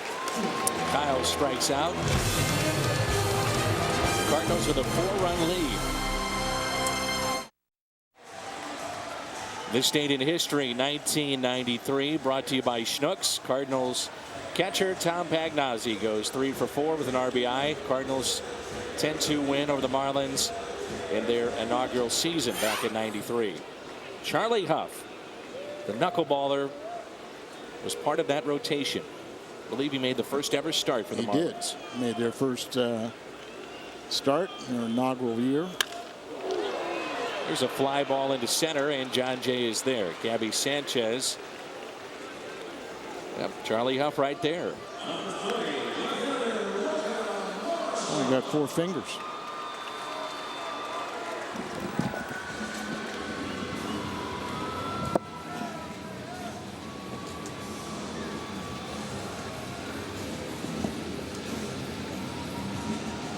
There is Logan Morrison.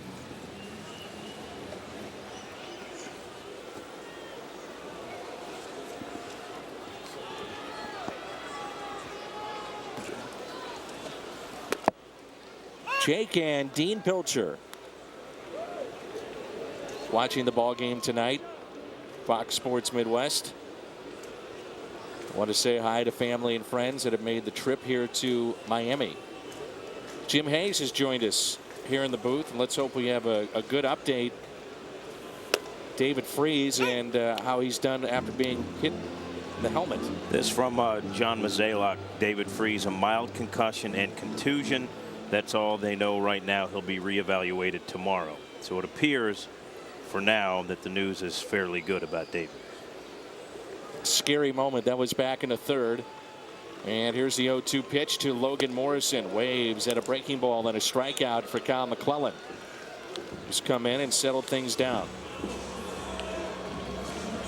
Jim, will hear from you on the postgame. Great job as always.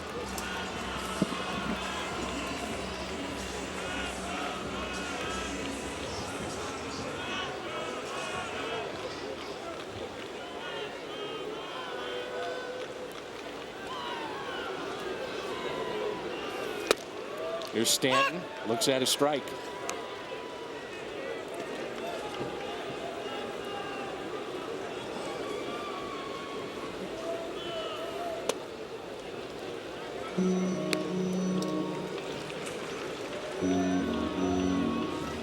"15 strikes so far, 3 balls for Kyle McClellan. And Kyle Loesch, 3 innings tonight. Here's another breaking ball and a strike. Well, the difference from someone attacking the strike zone and someone trying to make perfect pitches.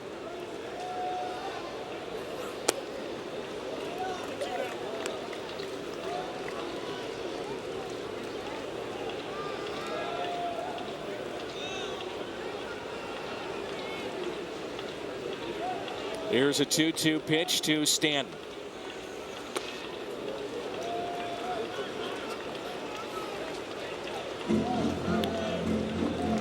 So there's what Kyle has done tonight. 16 of the 21 have gone for strikes.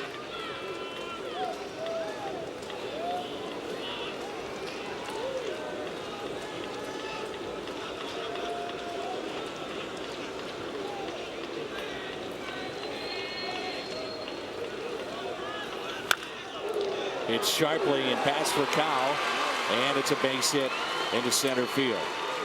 Nothing soft coming off the bat of Stanton. Big, strong, strapping young man. Fox Saturday Baseball this weekend. Curtis Granderson, the Yankees head to Boston. He'll take on Adrian Gonzalez and the Red Sox. That's at 3, and it's only on Fox. Mike Cameron. Activity in the Marlins bullpen. Right-hander getting loose. Number of years in San Diego for Mike Cameron. Then he's bounced around a bit. He was with the Mets, Cincinnati, Seattle. Part of the Ken Griffey Jr. deal. 1 ball, 1 strike. One constant with Cameron in his career has been the fact that he can flat out go get it. He's a very good defensive outfielder. He's got his share of hardware. Gold gloves. High fly ball. And again, Cameron, second time tonight, out to the deepest part of the ballpark.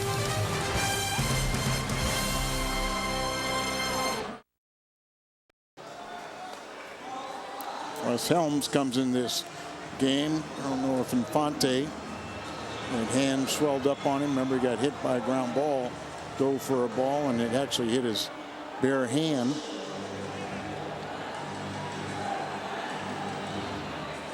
See if you can get Rafael to show all the Cardinal fans why we're excited about him. For Kyle tonight is 0 for 3.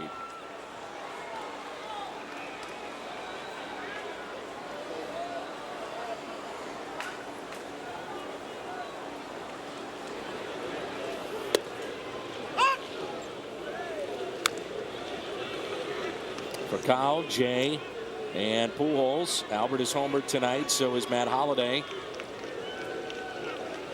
Holliday's in the first, a 3-run shot. Pujols a solo home run, and that was in the fourth, his 25th of the year. Cardinals lead it 7-3 here in the top of the 6th.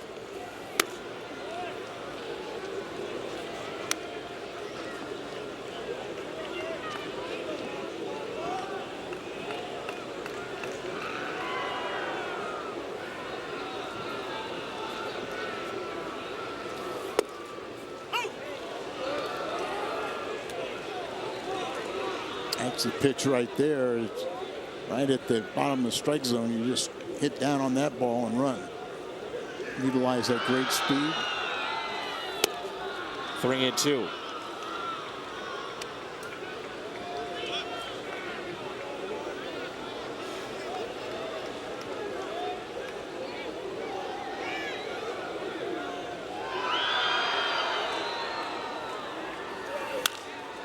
Kyle hits it in the air again.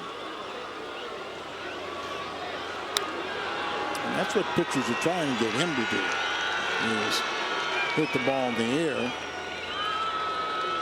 And just his timing a little off as he's undercutting the ball and sort of chopping down on it.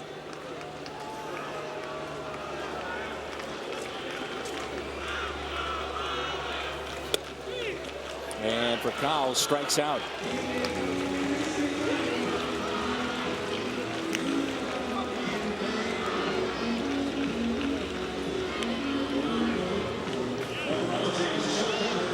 Here's John Jay.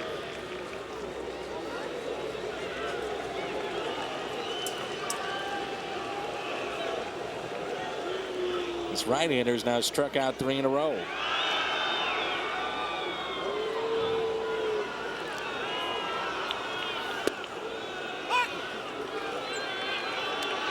Jay has walked and scored.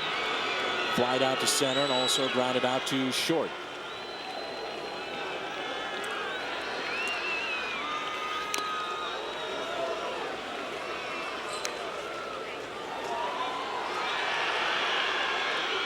John has a lot of good family and friends here. He plays college ball, Miami.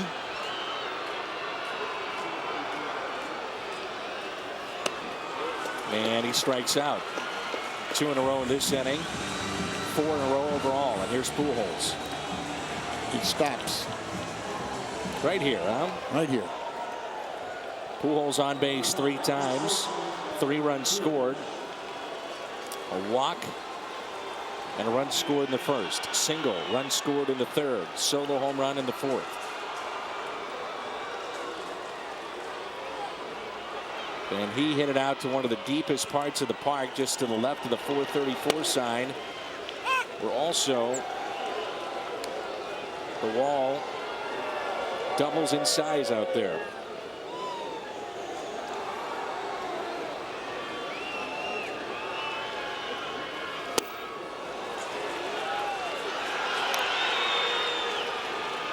Pretty nasty little slider right there. Yeah, just kind of looks like it sits there and then zoop, it'll fall away.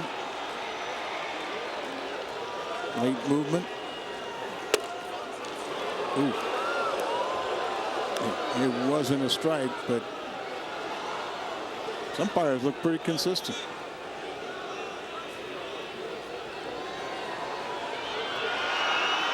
One and 2 the count.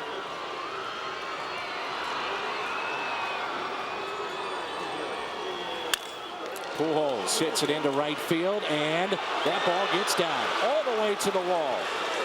Albert will dig for second base and stops right there. So a double for Pujols was now the triple away from the cycle Cameron showed you why he's a Gold Glover. Mike Stanton tries to go for the catch. You appreciate that. But you can also do that when you know you got someone like Mike Cameron that's going to back you up. Albert sees it all the way. Saw the ball got down, thinking about 3. And you see how much he used Oquendo. It's the kind of ballpark, Al, that you could get that triple. Absolutely.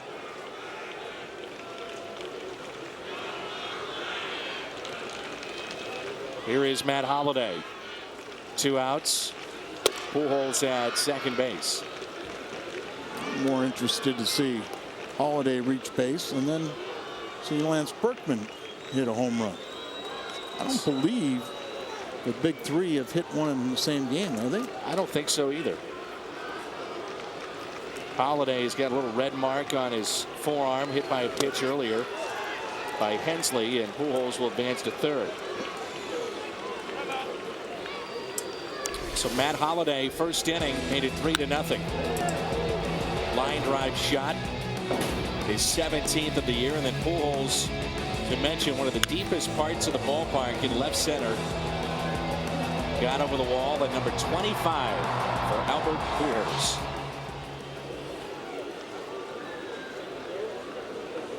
So wild pitch, Pujols at third. 2-0 pitch to Holliday on the outside corner, 2-1. Seen a lot of the right-handed batters tonight spin away from that called strike on both sides. Not real happy about it, but it has been consistent. Usually, if you have a consistent strike zone, hitters can adjust to it, even if it's consistent one way. You expand the zone or make it shorter. You can adjust to it if you know what he's going to call, and just be the consistency. You don't even get a complaint. Spoiled by Holliday on that 2-2. Mentioned that Yadier Molina serving a 5-game suspension starting tonight. His quote was, "I'm sorry for my actions. I apologize for letting my emotions get the best of me. I want everyone to know that I would never intentionally spit on another person, and that I have great respect for the umpires and the job they do. I accept full responsibility for my actions. I'll begin serving my suspension tonight." So Gerald Laird gets the start tonight behind the plate. Big night for Albert. Cardinals on top. Baseball brought to you by Kia Motors. To learn more, visit kia.com. By the State of Missouri Tobacco Quit Line. Call 1-800-QUIT-NOW. And for a limited time, Jack's Really Big Chicken Sandwich Combo is back for only $3.99 plus tax at participating restaurants. First pitch, a strike to John Buck underway here in the bottom of the 6th. Now he's throwing 26 pitches. He's in his 3rd inning of work, and Buck. Base hit out to left. That will go to the wall. He's been on base all 3 times. First 2 times walking, and here with a double. And Dwayne Wise be a pinch hitter for the Florida Marlins. Badenhop did a very good job out of the bullpen. Cardinals campout presented by Bass Pro Shops and Tracker Boats is back Friday, August 19th. Come spend a night on the field and under the stars at Busch Stadium. For tickets, visit cardinals.com/campout. Again, another reminder, big series with Milwaukee next week. And there are seats as low as $5 for that series against the Brewers, and discounted tickets as a part of dynamic pricing.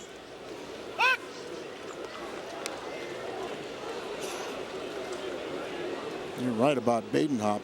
An outstanding job to keep his team in position to come from behind.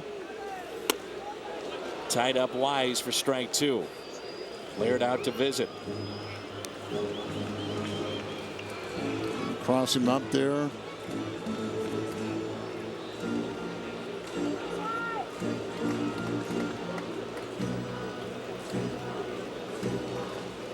Guys in the truck have looked it up, and they tell us that the big 3 have not all homered in the same game one time this year. Hasn't happened.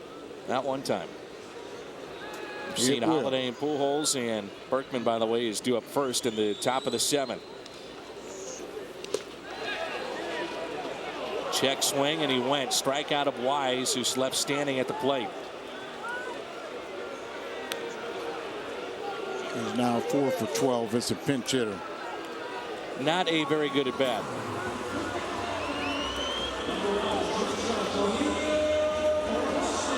Bonifacio will be the hitter. Bonifacio has doubled and scored in the first. Flied out to center field and also struck out back in the 4th.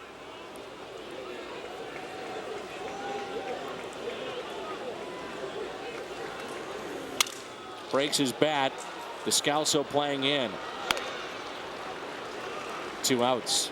If you're wondering why Descalso is in there, David Freese was hit at the plate on the helmet. That was back in the 3rd inning and suffered, according to Jim Hayes, who talked to John Mozeliak, suffered a mild concussion, bruise, and will be reevaluated tomorrow. But that was a scary situation. No doubt about it. And Wes Helms he went in to play second base last inning, so his first plate appearance. I know that Tony gets upset with balls that are up high, and even though these guys are the best in the world at what they do, sometimes baseballs do get away. And I've had discussion with Tony, and after talking to him and listening to him, I said, "You've been hit in the head before, haven't you?" He goes, "Yeah, twice." It's just not that simple to pick out an area and say you can never throw a ball there. And a lot of times, you know, a hitter freezes and he doesn't move. But, you know, the case being is no one wants to get anybody hurt. And it wasn't intentional with the bases loaded.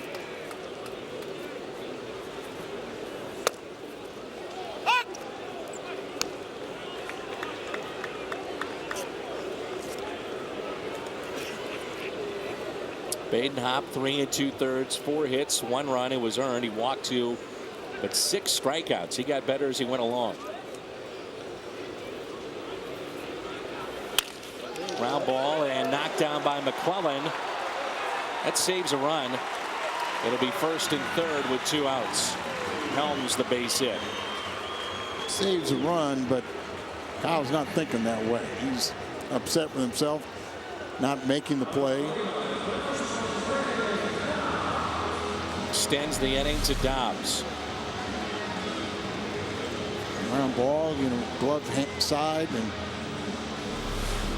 rolled up his wrist or whatever it did, got by him. And as you say, extend the inning. You got a 4-run lead, but you got 2 men on. The potential tying run is on the on-deck circle. But this is where you would hope adding McClellan to the bullpen can be a big help for the Cardinals. The fact that he has been, in his career, very good at getting left-handed batters. Yes. And the numbers really don't lie as you look at a lot of what he does against right-handed batters and what he does against lefties. He has more success against the lefties. No activity right now in the Cardinals bullpen. This could be the case where McClellan saves the bullpen tonight. Jackson did it yesterday. McClellan in after only 3 innings from Loesch. And then you'll be complaining tomorrow, and all the guys in the bullpen are saying, "I need work." It's one thing that Trevor Miller talked about as he was traded. Dave Duncan out to visit. Looks like Tony may get somebody up and getting loose. 2 balls and 1 strike. But Trevor did say, "Hey, I know I was ineffective, but one thing that I needed to do was get work." And it was very tough to do that. And there was on that last road trip, Trevor never even got up. Never got what we call a scare. Like getting up and throwing and not coming into a game. So it's hard to be effective when you're not pitching consistently. And coming from Trevor, it's just a honest statement, not an excuse. Dobbs the hitter. 2 balls, 1 strike. Runners at the corners. 2-2.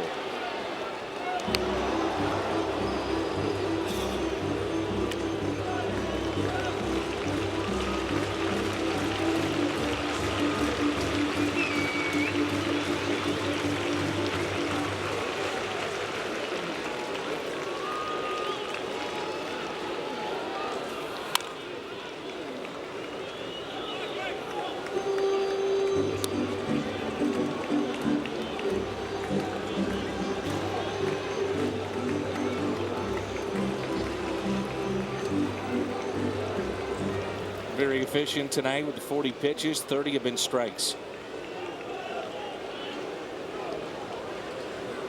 He needs 1 out to get through 3 innings.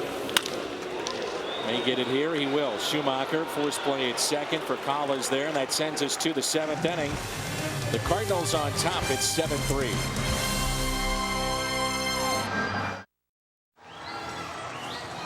Scott from Union, Iowa. Email the booth question presented by carsoup.com. When a player gets suspended, you get to fill his roster spot.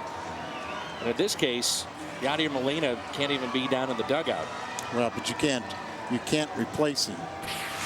So the Cardinals were fortunate that they were carrying 3 catchers, so they didn't even really have to make a roster move.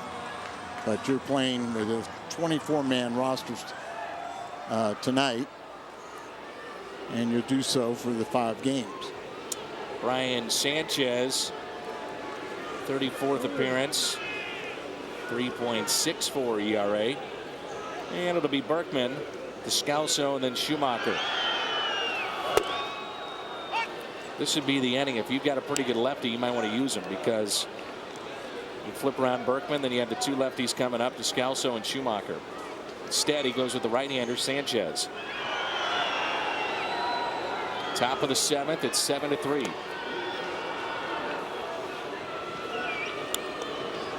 And he has 2 lefties in his bullpen.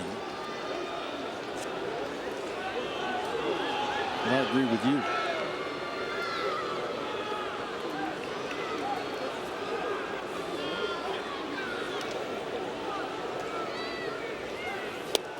Majority of the damage done from this side of the plate is Lance Lynn is getting loose, so it looks like McClellan's night could be through.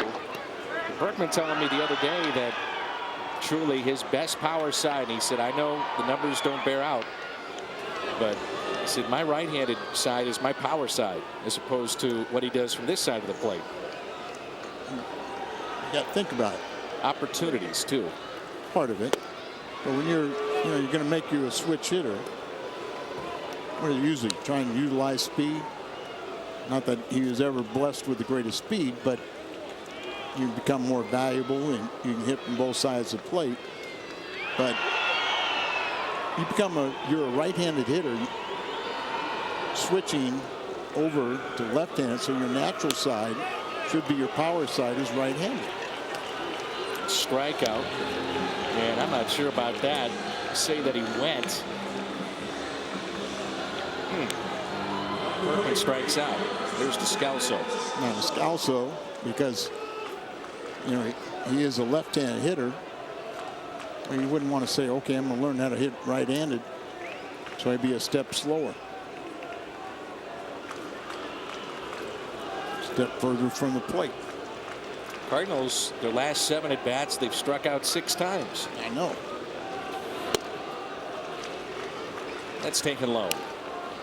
Badenhop, fine job out of the bullpen, gave up just 1 run. McClellan, good work for St. Louis.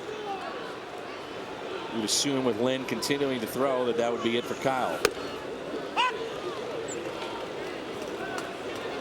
1 ball, 1 strike. 7-3 St. Louis lead. One of the really good things that has evolved for relief pitchers is how most of the time, or whenever they can, they'll let a relief pitcher start an inning. Old days, you'd be like Lance Lynn, you'd be warming up out there.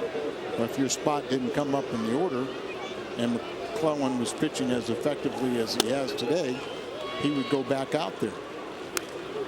They never cared about how many times you got up in the bullpen, and they never cared about, so what? You got a responsibility tomorrow. You have to be ready. 3-1 pitch. Strike on the outside corner. Descalso doesn't like that call. I always thought it took more out of me to warm up 2 or 3 times and not get in a game than to warm up 2 or 3 times and get in a game. Home plate umpire just said that's enough. Yelling back at the Cardinals dugout. Descalso with a base hit out to left. And you wonder if he swings at that pitch because of the previous strike call. And sometimes that does work in your favor.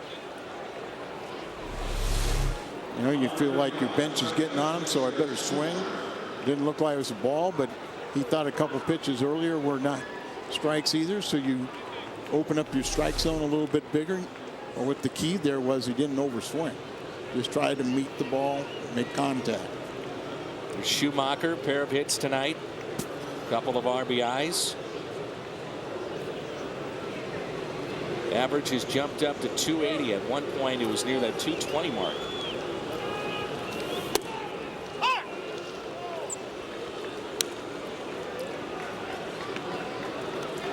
It's the same pitch that we saw called a strike on Descalso. Remember, early in the season, Schumacher missed 30-plus games and then was rushed back to the big leagues when Punto got hurt again, and really tried to find his batting stroke here at the major league level. So the mere fact that he is hitting at 280 is quite an accomplishment. But the good thing is that average is continually rising.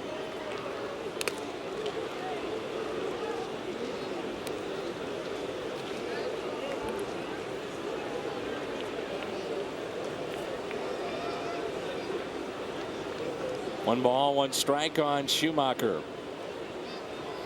Big gap in right center. Another check at first on Descalso.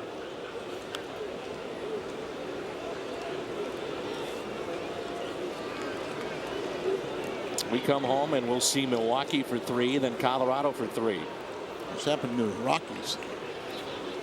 We both liked them at the start of the season, didn't we? Well, you felt like they would be very competitive. Eduardo Perez, now the hitting coach for the Marlins. He's working as an analyst for ESPN, and he got the call to get back in uniform and said, I want to do it. What do you do? Give him his tapes? He's pretty good. That's what I mean. It's fouled back by Schumacher. Our attendance tonight, 20,111.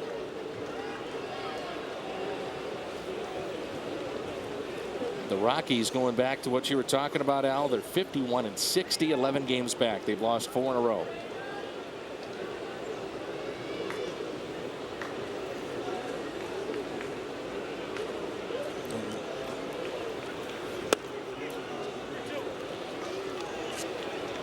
Cardinals a chance here on the road to do some damage against a team that has struggled at home. The Marlins 24-32 at this ballpark. On the road 31-23.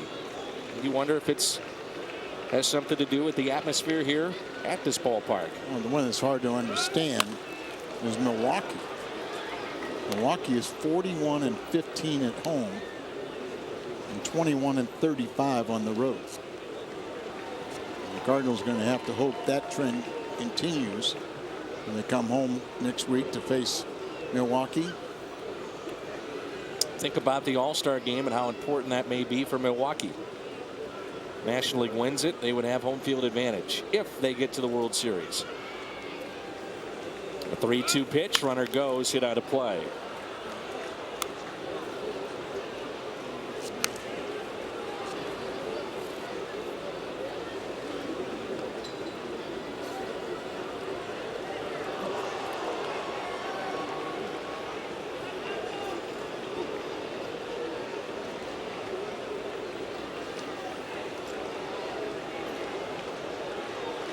Descalso back to the bag at first.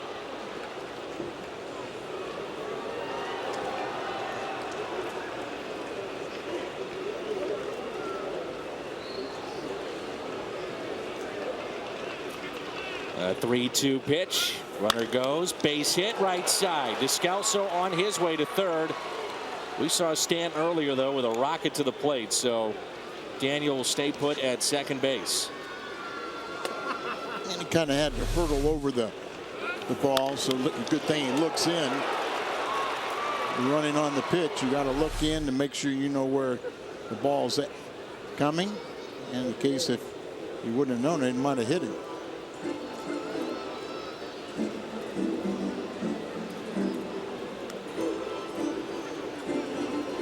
Build-A-Bear Workshop Day at Busch Stadium. And it's a bear that honors Stan the Man. You can even see that Medal of Freedom around the bear's neck. Build-A-Bear Workshop. Usual bear is August 14th. And that'll be against the Rockies next weekend. We're back home. Really good seats available, part of dynamic pricing. A reminder, the 13th, which is that Saturday, has been moved to a night game. A lot of fans enjoy night baseball and get out of the heat if they can. A little bit cooler at night. So 6:15 first pitch on the 13th. And good seats available all next homestand. We'll see if they fall behind in the count here a little deeper. If they'll put Laird on and take the pinch hitter. 2-0. Sometimes you let your pitcher try to get him out in a couple pitches, and then if you fall behind 2-0, or they may just say, you know, we're not going to pitch around him, but don't groove something. Not the worst thing if you're walking. And it's popped up. Infield fly. The catch is made.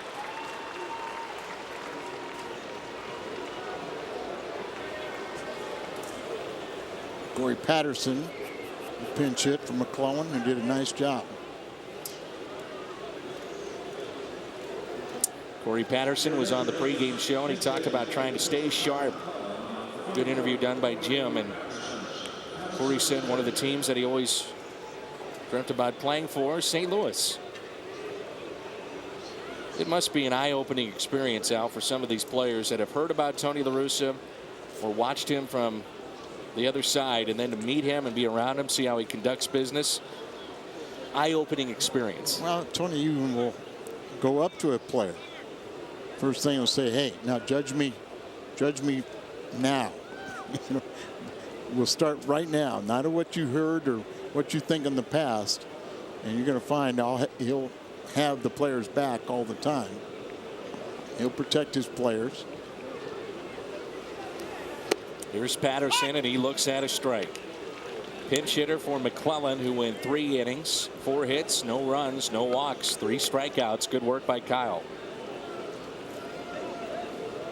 And because this starter did not qualify for the, Loesch did not qualify going 5 innings, this game will be decided by the official score. And if it stays as it is, you'd have to say Kyle McClellan would be the one rewarded. Here's the 0-1 pitch. Outside, 1 ball, 1 strike on Patterson, a former first-round pick of the Chicago Cubs.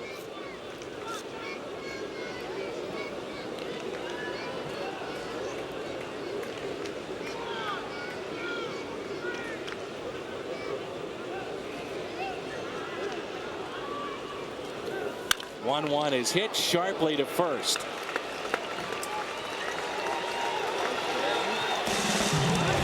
Time to stretch. Redbirds on top.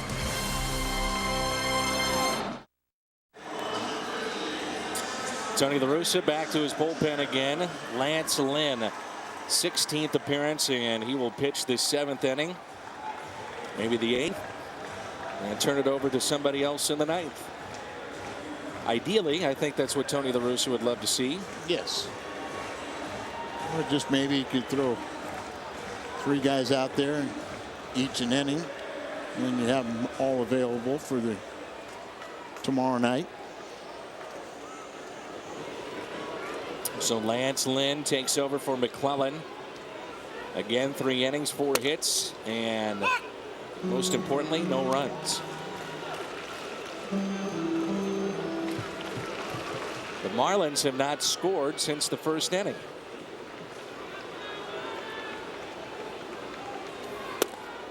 Quickly, no balls and 2 strikes. Some may believe or say that the Cardinals still lack that shutdown closer. But I think since the trade deadline, their bullpen is much improved.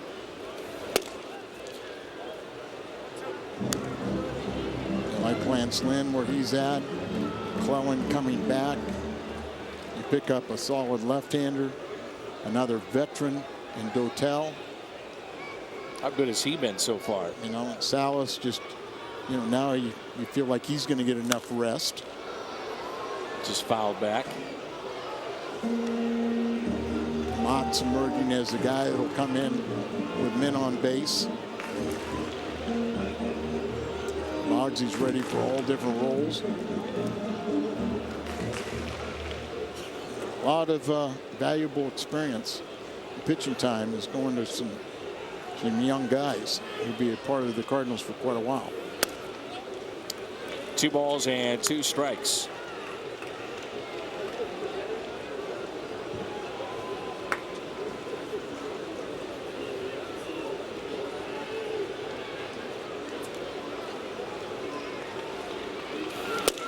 Struck him out.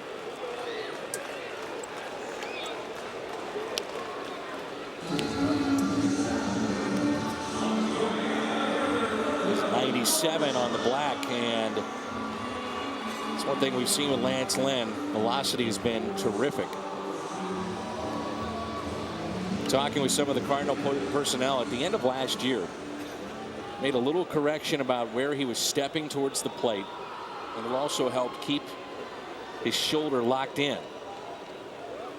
And when he did that, they said they saw the velocity jump 3 or 4 miles an hour.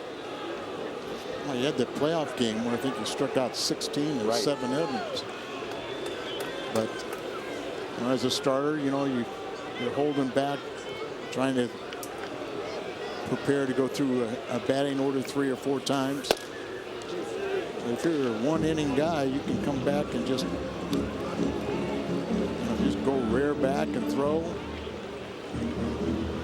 A hitter, you should never face a hitter twice in an evening. And now the other thing they love about him too, his demeanor ever since he's come up. Not too high, not too low, very even keel.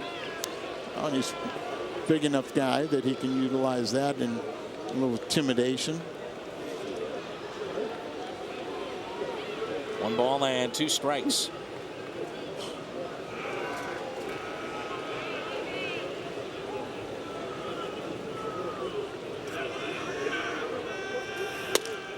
There's nothing fancy about this. He's just rearing back and saying, here you go.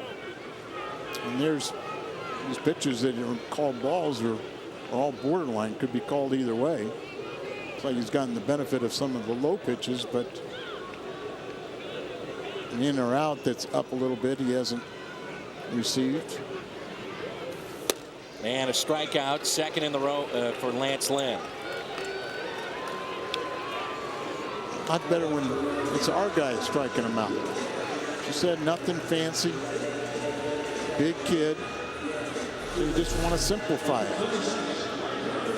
Looks in, lifts that leg high, and like you said, when he changed it, modification, maybe is lifting that front leg a little bit higher. That locks the front shoulder in, and he doesn't let it fly open. Mike Stanton here in the bottom of the 7th, the Cardinals leading 7-3.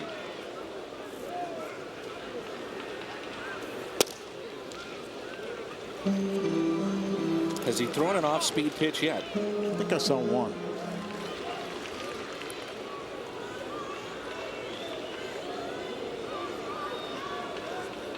The 2-0 pitch to Stanton. 2-1.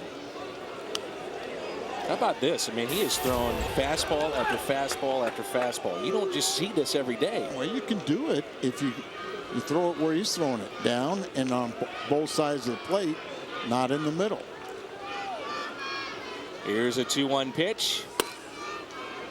Another fastball at 95. But you see, even there, it's at the top of the strike zone. That's a pitcher's pitch. And if you can get a guy to chase that ball up there, he's going to swing through it or pop it up. 3-1. Here's another fastball. But look at how much he's just getting a portion of the strike zone. There's been a fastball away. Fastball, fastball, fastball, fastball. I mean, this guy is blowing people away. 3 strikeouts for Lance Lynn.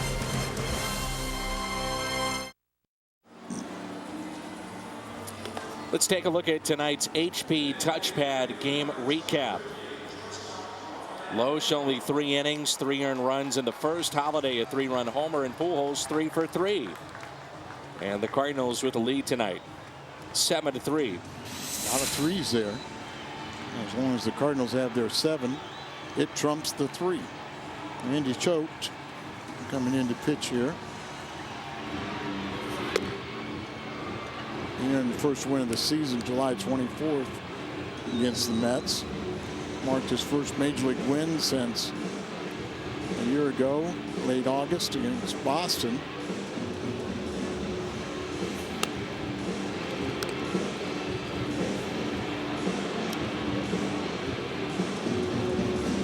How about Lance Lynn? That was fun to watch. Lefties are only batting 131 against this lefty. And there's the Iron Man, Dotel. He was on the pregame show saying how excited he was to be a part of the Cardinals and traded into a pennant race. I know the Cardinals have had interest in him several years. There you see Hanley.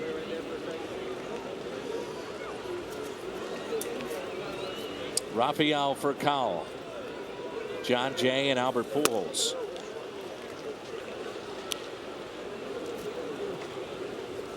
Tough night for Furcal. He's 0 for 4. Struck out back in the 6th. Well, if you're Tony La Russa and you just saw Lance Lynn strike out the side, you would think he'd at least be tempted to give him another inning. I know you're trying to do that, but I think since Dotel is warming up, Tony's going, hey, kid, that's great. Do the same thing tomorrow night. And Tony's more interested in the 3 relievers for the last 3 innings.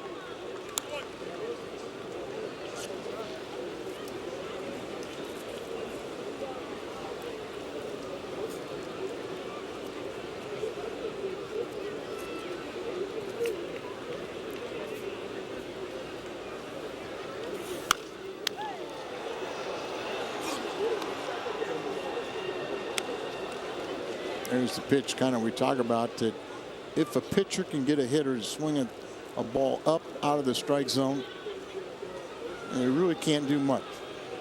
3 things. And it's pretty much very simple. You swing through it, you pop it up. Could put it in play, but rarely you do.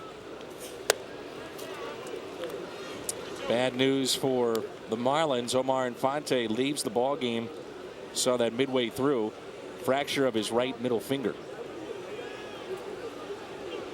Dives for the ball and overreached and hit his bare hand. Fly ball into right, and Stanton a great catch near the line. Kid has a lot of talent, doesn't he? Sure does. Seems like that, the personality to match it. And here he robs Furcal. Earlier, the great throwing arm. You know he can swing the bat. He's 2 for 4 in this game. And now John Jay, 1 out. Nobody on. Pujols on deck. Pujols again, a triple away from the cycle. Not many things that Albert hasn't done in this game. That would be one of them. The cycle. You bet.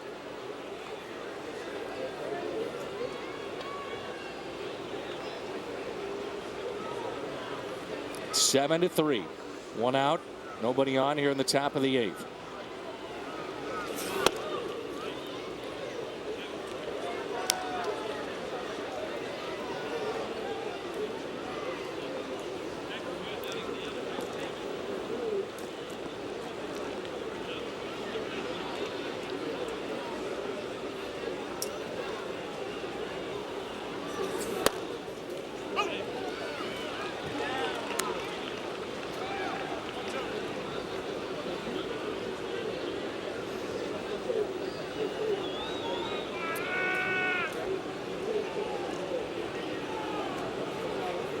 Here's a 1-2 pitch to John Jay. Called out on strikes, and it brings in Albert Pujols.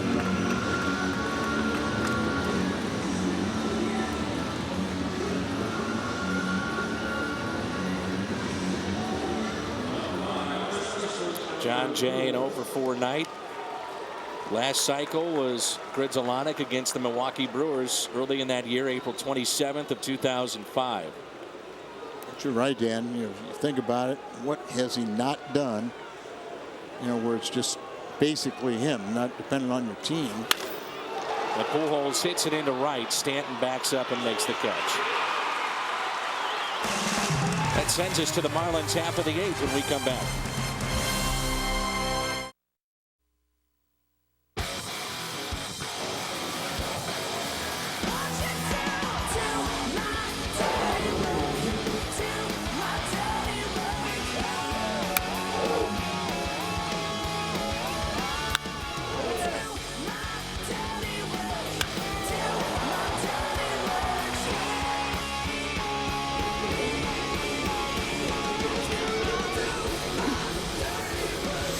Planet of the Apes tomorrow. A little bit here tonight as Octavio Dotel will take over for St. Louis. 6th appearance, and he's been perfect so far. This is the 4th, and he's been hit already 6 appearances. So he has been very durable. He earned his first save as a Cardinal on Tuesday. He's not allowed a run or a hit in his 5 St. Louis appearances. And here is Mike Cameron. Right-handed batters for the season are batting .138, 11 for 80.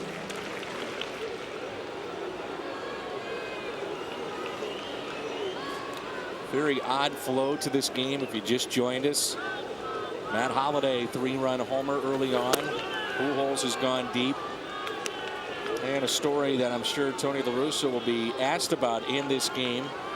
Kyle Loesch, ineffective in 3 innings, gave up 3 runs in the first and took him out after just 3 innings of work. And you just have to wonder why the move was made at that point. What are you seeing with Loesch right now? Is there an issue with him with that finger? All those things come to mind. Sure. And first thing Tony is saying, I'm trying to win a ball game. Here's a 2-1 pitch to Cameron. 2-2. Might be some underlying factors that we're not aware of, but Tony made the decision. McClellan was outstanding. Lynn was great. And Dotel is going to try and finish this 8th inning, and I'm looking to see Salas in the 9th. Cameron pops it up to the right side and out of play. The line for Kyle Loesch tonight: 3 innings, 7 hits, 3 runs, all earned. He walked 3 and a strikeout.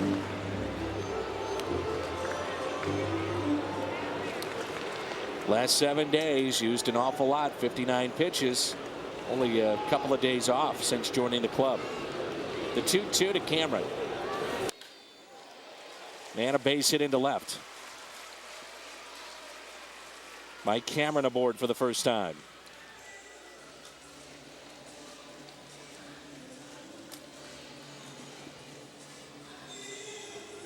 We forget that Dotel was an outstanding closer at one point. So, as you well know, Al, closing games, you got to be available back to back to back and ready to roll. That's it. You know, you just don't think about terms of taking days off, or mentally you always have to be ready, even when you know physically you may be not 100%, but you have a responsibility to your ball club. That's to be ready every day.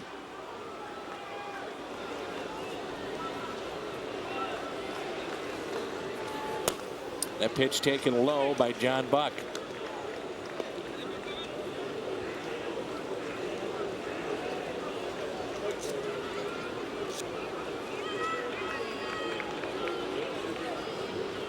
Brian Peterson is at the on-deck circle for the Marlins.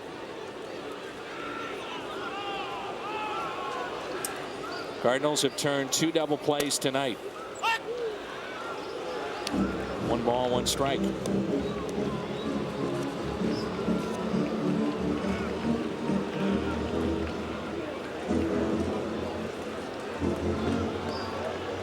John Buck, pair of walks and a double tonight, on base 3 times.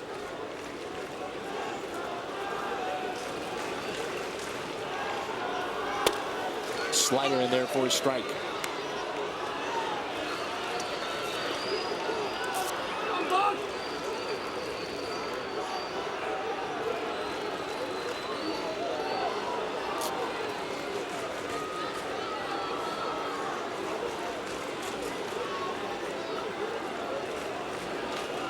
Here's a 1-2 pitch.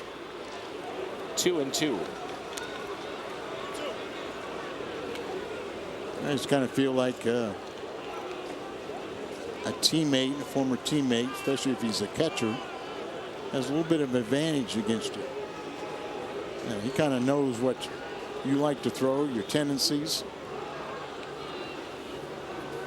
These two played together, we would assume, in Kansas City. Yeah.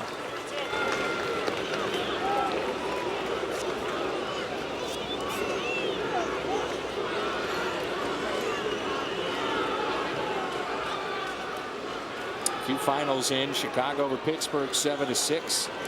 Texas over Detroit 5-2. Tampa Bay beat Toronto 7-6.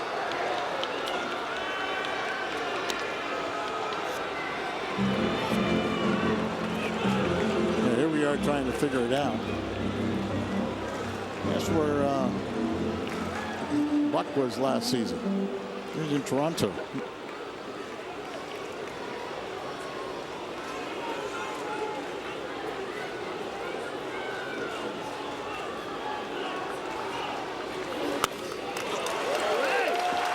First to have reached.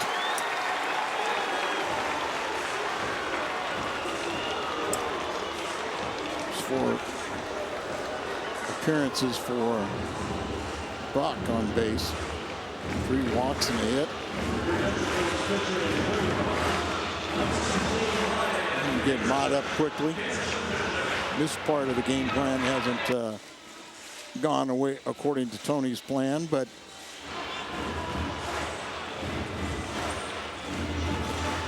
Brian Peterson will be the pinch hitter.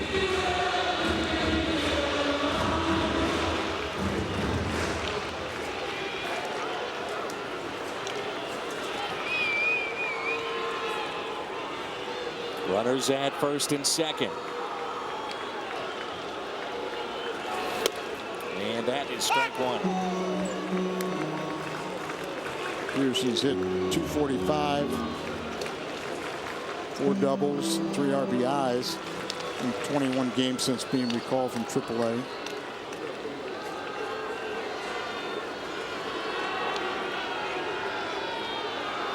And the 0-1 pitch.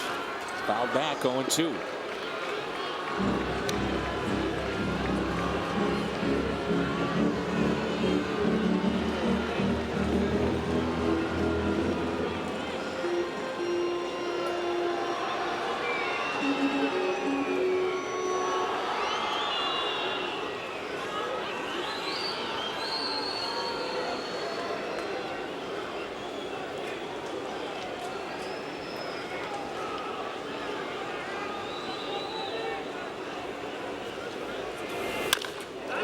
Base hit into right.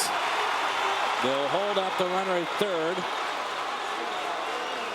Well, there's another. I mean, the Cardinals are going to concede that run. There could be a second run that a little more aggressive base coaching, they'd be that much closer. Peterson gets a line drive out there. Watch, Berkman's throw is going to be right to second base. Mott throwing in the bullpen, and Tony La Russa, a slow, long walk out to the mound. He'll replace Dotel.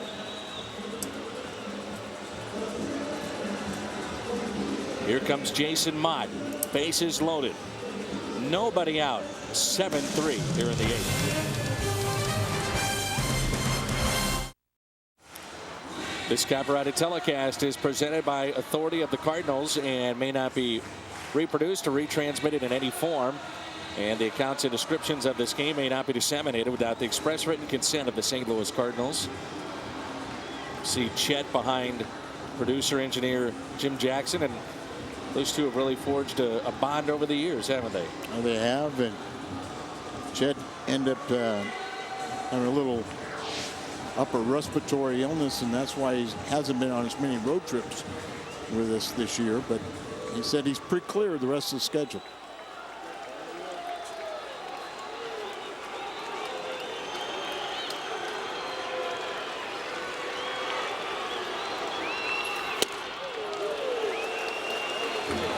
Jason Mott's not going to fool around. Mott hasn't allowed an earned run since June 24th at 17 appearances and 11 2/3 innings.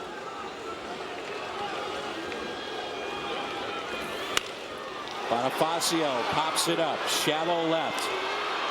Furcal makes the catch. Runners stay put. Big out there. Mason also with tonight's 3 inherited runners, team high 49. And of those 49, to this point, only 17 have scored. I think he's getting more and more confidence.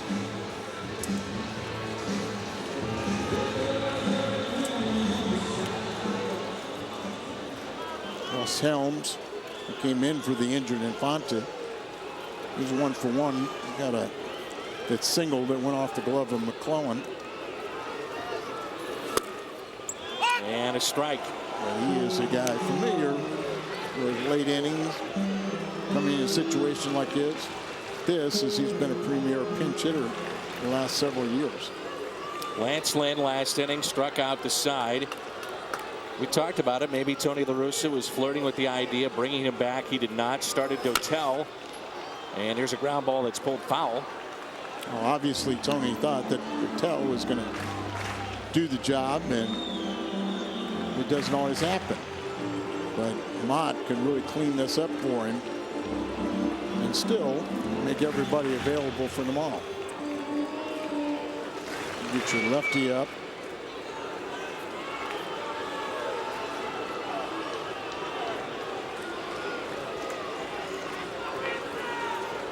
And an 0-2 pitch. Blew it right by him. Strikeout for Mott.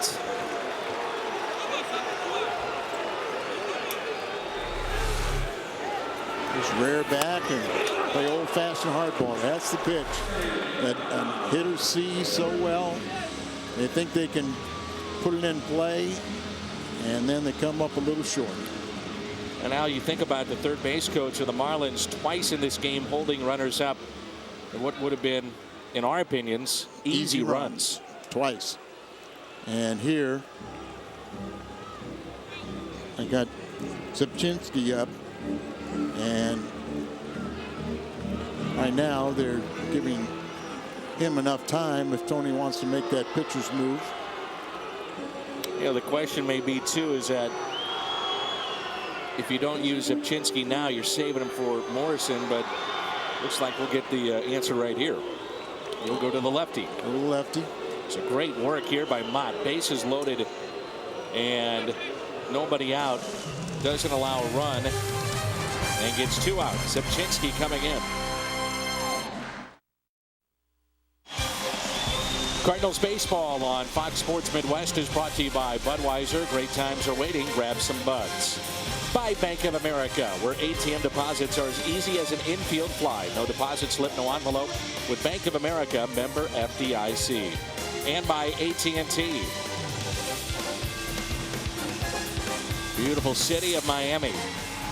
Zipchinski, bases loaded, 2 outs. And he will face Dobbs, the third place hitter in this lineup. First time that we saw Zipchinski. Boy, you were very, very impressed as he threw 2 innings and struck out 4.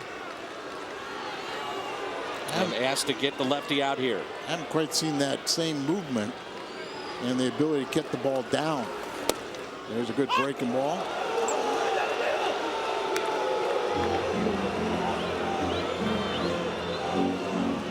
Dobbs primarily a pinch hitter this season, 3 for 7 with the bases loaded.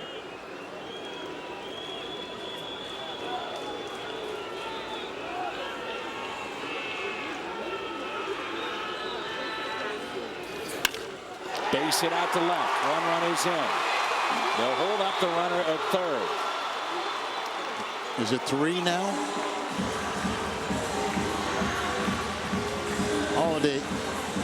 Holiday had not even thrown the ball when our third base coach held up the runner after he had passed third base. And you get a breaking ball away, leaves it in the middle of the plate. And watch where he's picking the ball up, still into his glove, and he sends the runner back.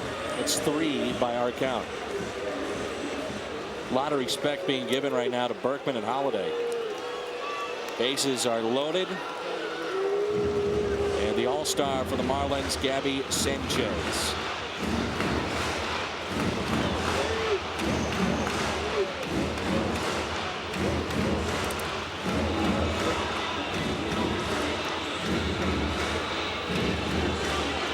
Which may be stalling to make sure Salas is ready. Tony going back to his bullpen. Fernando Salas coming in with 2 outs here in the game. 7-4 St. Louis. Bases loaded, 2 outs. Fernando Salas, the Cardinals closer, has been 19 of 22. Comes in at a 2.42 ERA. Another reason now you can do this move is that you feel confident in Salas. Not only getting this man, but also the lefty that's on deck if he comes up. Like McClellan, a right-hander that can get lefties out. So let's not worry about the man on deck just yet.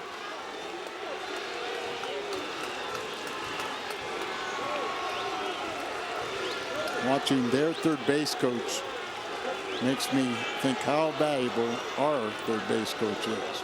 2 outs, bases loaded.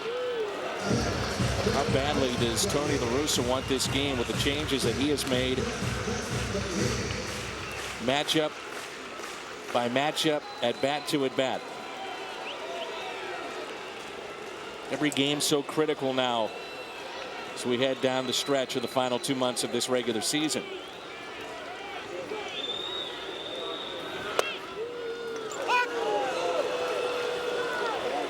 Sure, they think that ball's low, but according to Fox Tracks, it's a good pitcher's pitch.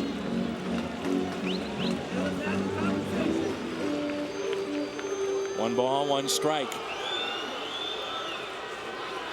John Jay very deep in center. Matt Holliday is near the track and left. 1-1 pitch in the dirt. 2 balls and 1 strike. Give up the base hit in front of you and keep the ball from getting to the wall.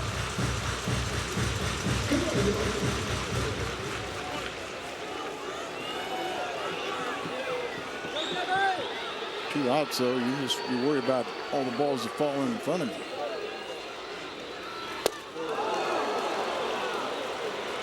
Two and two. That's the Salas we remember.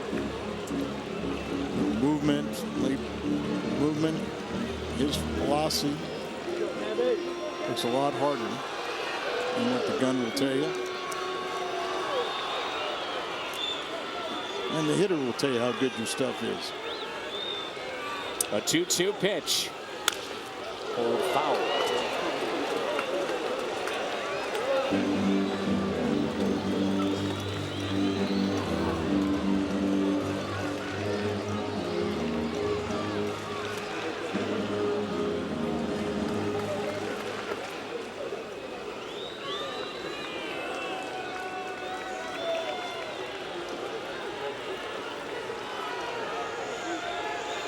A 2-2 pitch again. Here's a high fly ball. Center field. John Jay. Under it. Has it. Salas, good work. And that sends us to the ninth. Redbirds on top. It's 7-4.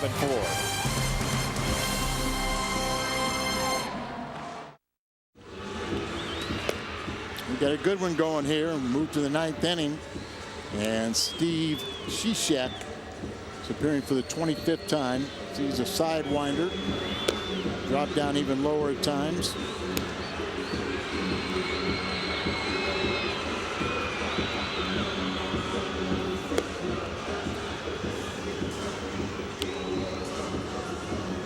See that mark in the arm of Matt Holliday. He's hit by a pitch. David Freese hit by a pitch. Jim Hayes telling us, and Freese was hit on the helmet, that it was a mild concussion. And he'll be reevaluated tomorrow, but really scary situation. Clay Hensley, the starter for the Marlins, was ineffective. Cal Loesch, Tony La Russa, only allowing him to go 3 innings, and Tony in this game pulling out all the stops. You can tell the way he has managed this game, Al. Not to say he doesn't do this all the time, but it does have a feel like he's saying we need to get this win right now today. Yeah, I mean, there is a reason why he pulled the pitcher with a 6-3 lead after 3 innings. Tony has told me before, he says, I will do things differently in the second half of the season.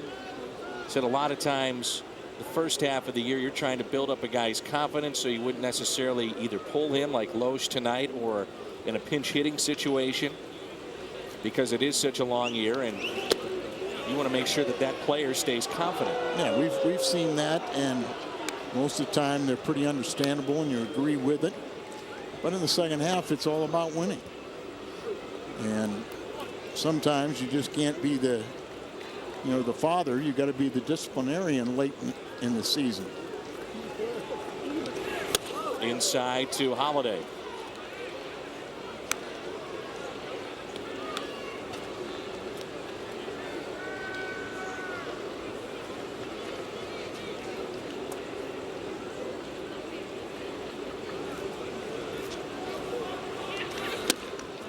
And it's a walk to Holliday with a pitch that's just outside.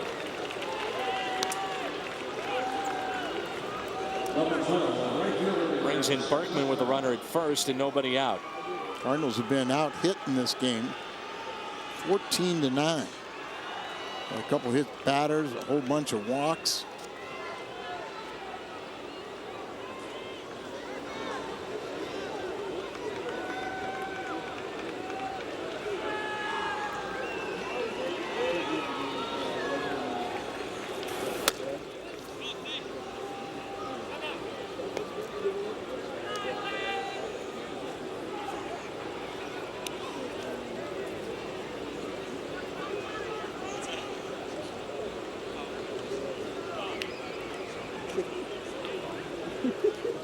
Cishek surrendered a career high 4 runs in just 2/3 of an inning against the Nationals on July 27th.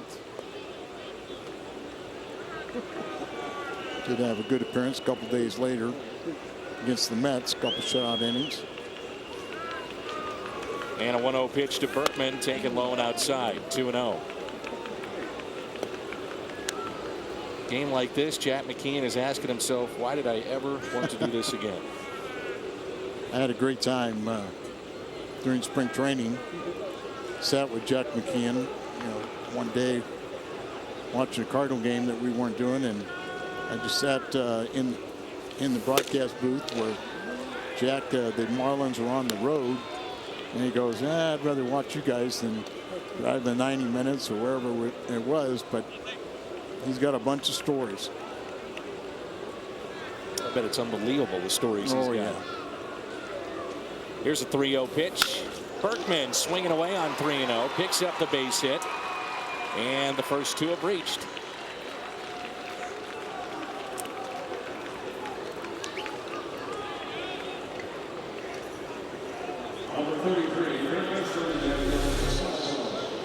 Brings in Daniel Descalso. Usually when you have a sidewinder like this, the lefties have a little tougher time. But it's really not that pronounced. Right-handed batters are hitting she's shot at a 236 clip, and lefties 239. Andy St. Clair out there talked to him. The reason is they say the left-handers can see the release point a lot easier. They'll see the release point and can follow the ball coming in, where the deception of this type of windup only affects the right-handed hitters.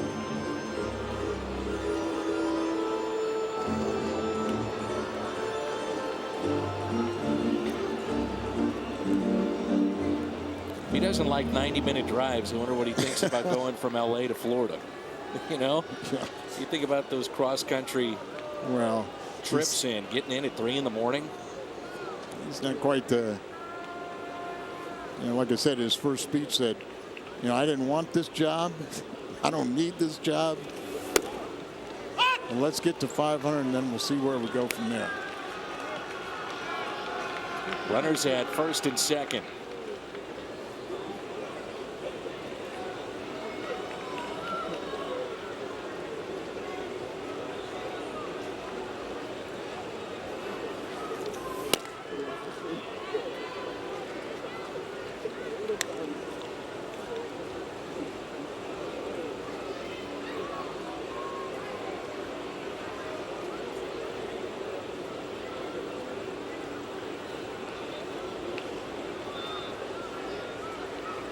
Here's a 1-1 pitch to Descalso. Outside, 2-1. You can see this right-hander right now does not have a clue where it's going.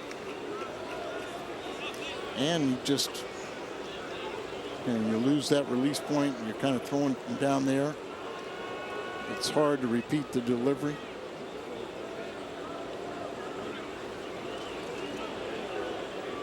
Here's a 2-1 pitch. And that's in there, 2-2. Schumacher on deck. Morrison, Stanton, and Cameron, the three that are due up for the Marlins in the bottom of the ninth.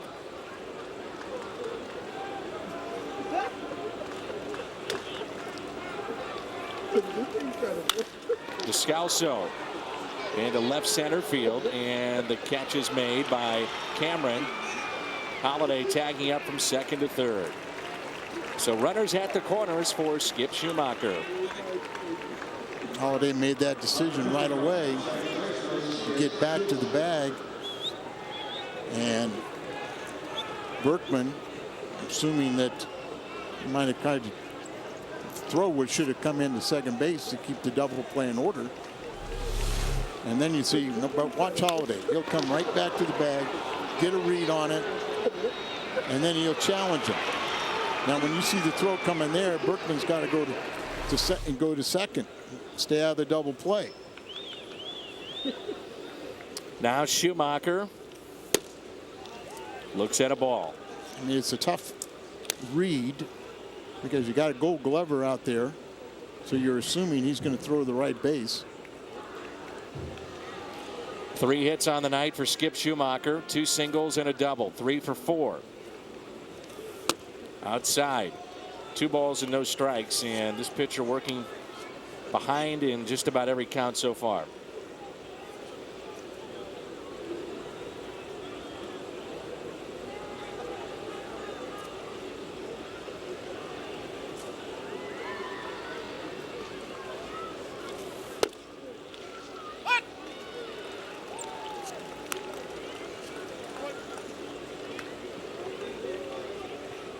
It's tough enough to pitch at this level, but when you're pitching behind the count, kind of asking for trouble. Here's a 2-1 pitch. 2-2.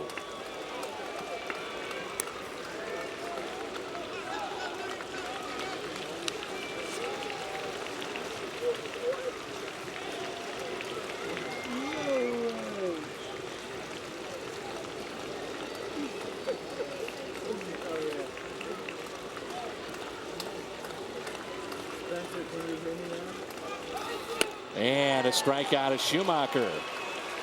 Big strikeout there. Mitchell Boggs is getting loose in the bullpen right now for the Cardinals. Gerald Laird with 2 outs and 2 on. Interesting was that Boggs throwing for himself. That's what I was thinking. Or is he throwing for the ninth? Right. You know, Salas only threw 6 pitches, so you kind of get the belief, but then why doesn't he just start the 9th inning with him?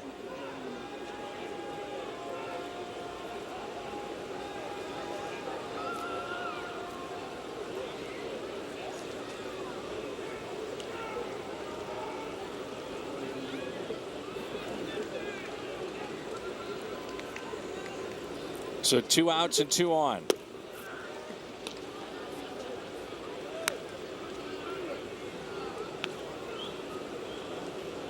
Gerald Laird saying it's going to be like this for 5 days. Yadier Molina with a suspension, first of 5 that he'll miss tonight. Laird hits it out of play. 1 ball, 1 strike. Molina's suspension, if you forgot or didn't know, was from his argument with an umpire in Milwaukee this week.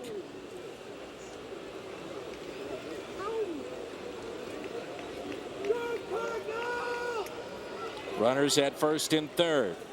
The 1-1 pitch. Make it 1-2.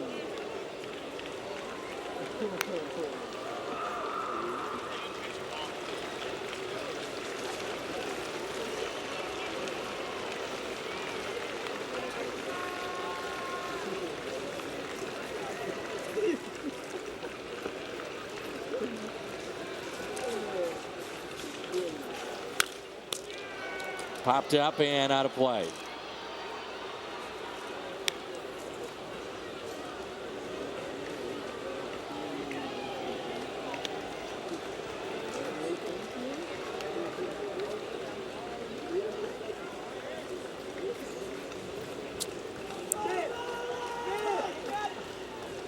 Runner goes from first, doesn't matter. Strikeout of Laird, and we head to the bottom of the 9th. Cardinals on top. It's 7-4. Big bats coming up.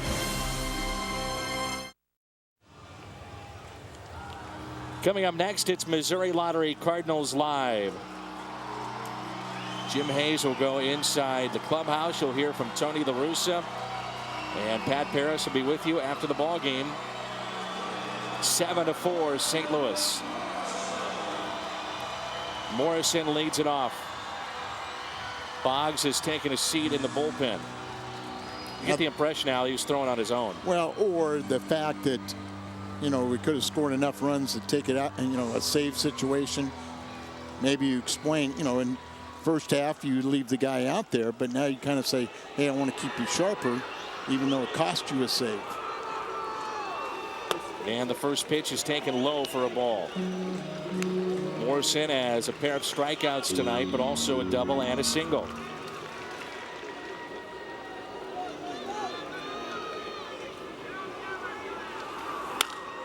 And a changeup that's lifted into right center field. Who wants it? Ooh, dangerous out there, and Berkman makes the catch. You could just see them closing, and nobody appeared to be calling it. Nobody really was comfortable enough to say it's mine. And boy, you feel for John Jay, kind of like, well, I'll take the late round. I'll take the outside lane. You can have the inside lane, but I make the play, and that's all that counts. The all-important first out here in the 9th inning. 7-4 Redbirds with 1 out, nobody on. Now Mike Stanton. Pair of base hits tonight.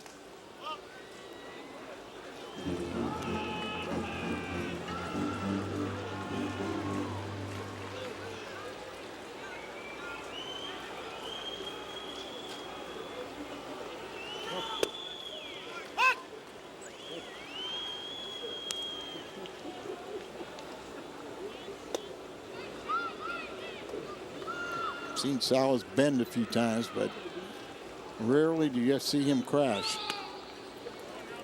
And the one thing that's consistent with him is throwing strikes and almost expressionless. Doesn't really let things get to him or affect him in any way. And a 2-1 pitch. Get out of play. You know, Al, you bring up a great point. Jeff Luhnow said when they saw Salas, the one thing that they noticed is that at the time, as a young kid pitching, unflappable. That's one of the reasons that they felt that there might be a future for him. Stuff not overpowering, but he can still get people out. Well, we've seen, and obviously he's done that. We've seen guys with much better stuff, much better velocity, more breaking pitches, more this, that, but yet they don't have the confidence that he has. And it's very nice that it's inner confidence. He doesn't have to go and express himself and show the world that, you know, I'm this and I'm that. Just because he does it by his pitching.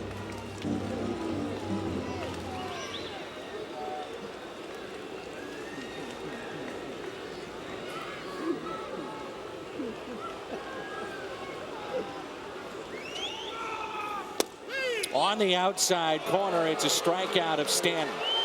Big strikeout for Fernando Salas. Albert Pujols is tonight's player of the game, presented by Budweiser. 3 for 4, solo home run, a double, a single, and a walk.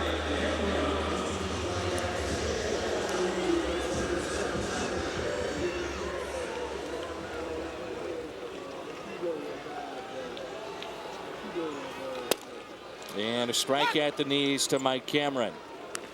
Central Division. Cardinals at 3.5 games out.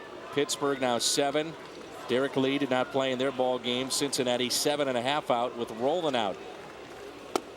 Check swing, and he went. He had surgery. Right, shoulder surgery. So we're talking about hopefully getting back early September.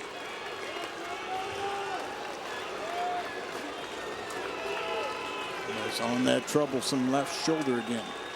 0-2 pitch, ground ball hit to short. This could do it for Cowell. Up with it, makes the play, and the Cardinals take game 1 of the series here in South Florida.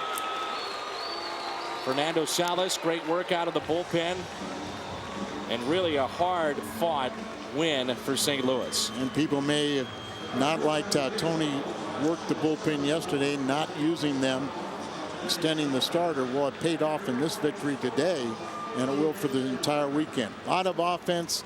The big guys were swinging the bats. They played good defense, and another important win.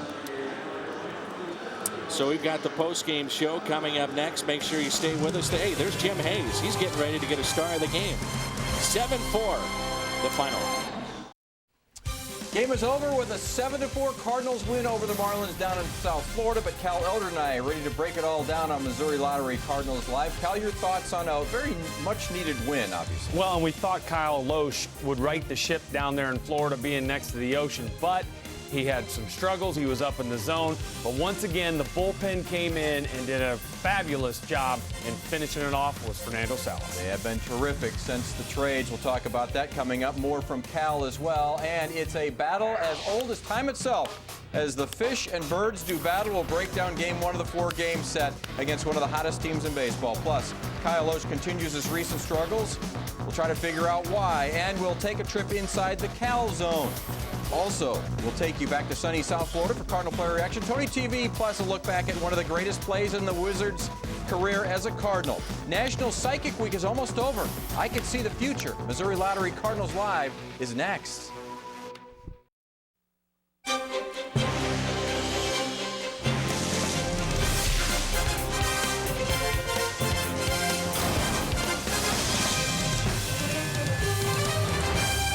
Welcome to Missouri Lottery Cardinals Live.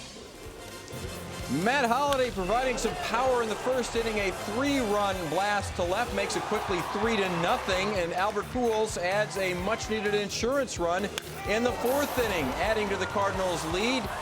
Number 25 on the season for him. 7-4 the final in South Florida. Let's get back to right now. Jim Hayes, as we look at the standings. 3 games back are the Cardinals now of the Milwaukee Brewers, who are idle tonight. Jim Hayes, moments ago, catching up with Albert Pujols, our Mid-America Chevrolet Dealers Player of the Game. Jim? A 3-hit night for Albert Pujols, including a home run. And Albert, I know your thoughts are with your teammate David Freese. The initial reports are very good. But what goes through your mind when you see him take the pitch to the head? Well, I mean, it feels good to win the game, but, you know, it's more important his health. So hopefully, you know, we're all thinking about it. I mean, the test, as of right now, everything went well. But, you know, hopefully tomorrow he can come out up here with no headaches or anything like that. But it just that, you know, we've been hitting some tough spots over the last 5 games. You know, we've been getting hit a lot, and that's a tough spot. I always believe if you can't get that ball lower than your waist, you can't pitch inside. And, you know, I mean, if 3-2 counts right there, I mean, a ball right at the head, and the same inning he Matt, I mean, it's pretty sad. So, but hopefully he's okay, you know, and then he'll be back hopefully in the lineup pretty soon. After the way things went in Milwaukee, tough battles pretty much every game. You dropped 2 or 3. I know you guys really wanted to start this series off with a win. Well, definitely. I mean, we didn't have a great start in Milwaukee. I mean, we lost the first game, which was a tough one. Then we bounced back and won a tough game on Saturday. I mean, whatever it was, Tuesday. And then we lost the series yesterday, but that's the start of the road trip. I mean, we still got 3 games left. We can't come down here half-stepping, you know. I mean, those guys have a lot of talent in the other side, and we need to be ready to play, and that's what we did today. I think from the top of the lineup to the bottom of the lineup, everybody contribute, make some big plays, you know.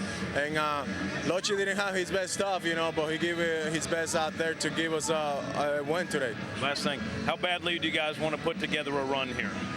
Well, you know, this is, I mean, what you got, 3 weeks left in the season. I mean, you want to start getting hot right now, you know, and hopefully, you know, make a good run, you know, in the Central Division. But, you know, we're just going to play our game. There's no pressure. I think we know how to play the game, and hopefully, you know, we can score some runs and get some big hits. I mean, today it tells you, you know, we scored 3 runs, and then they came back and scored 3 right away, and then we came back in the third and scored 3 runs. I mean, those are the innings that we need to have, you know, and we know that we're capable to do that. You know, we have some great hitting out in Fulcar, you know, in the top of the lineup right now. It's huge for us, and we just need to keep playing, and hopefully at the end, you know, we win more series than losing series. Nice job. Thanks for the time. Thanks, Bobby. All right, Albert Pujols, guys, we send it back to you.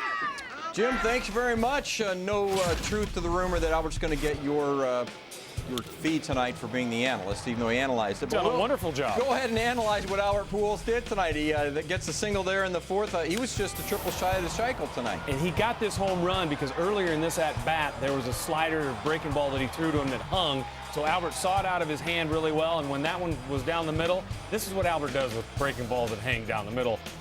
Boy, the bat's head comes through so well. That ball's hit a long way, long way. 6th inning. He almost got the triple. He almost got it. I thought this would work, but, you know, and I know he's thinking right here, I'm going. And then he turns around and Cheo's going, up, stop. He's talking to himself. He wanted the triple. He certainly did. And this was him trying to, yep, there's where he turns it on again. I'm going to go.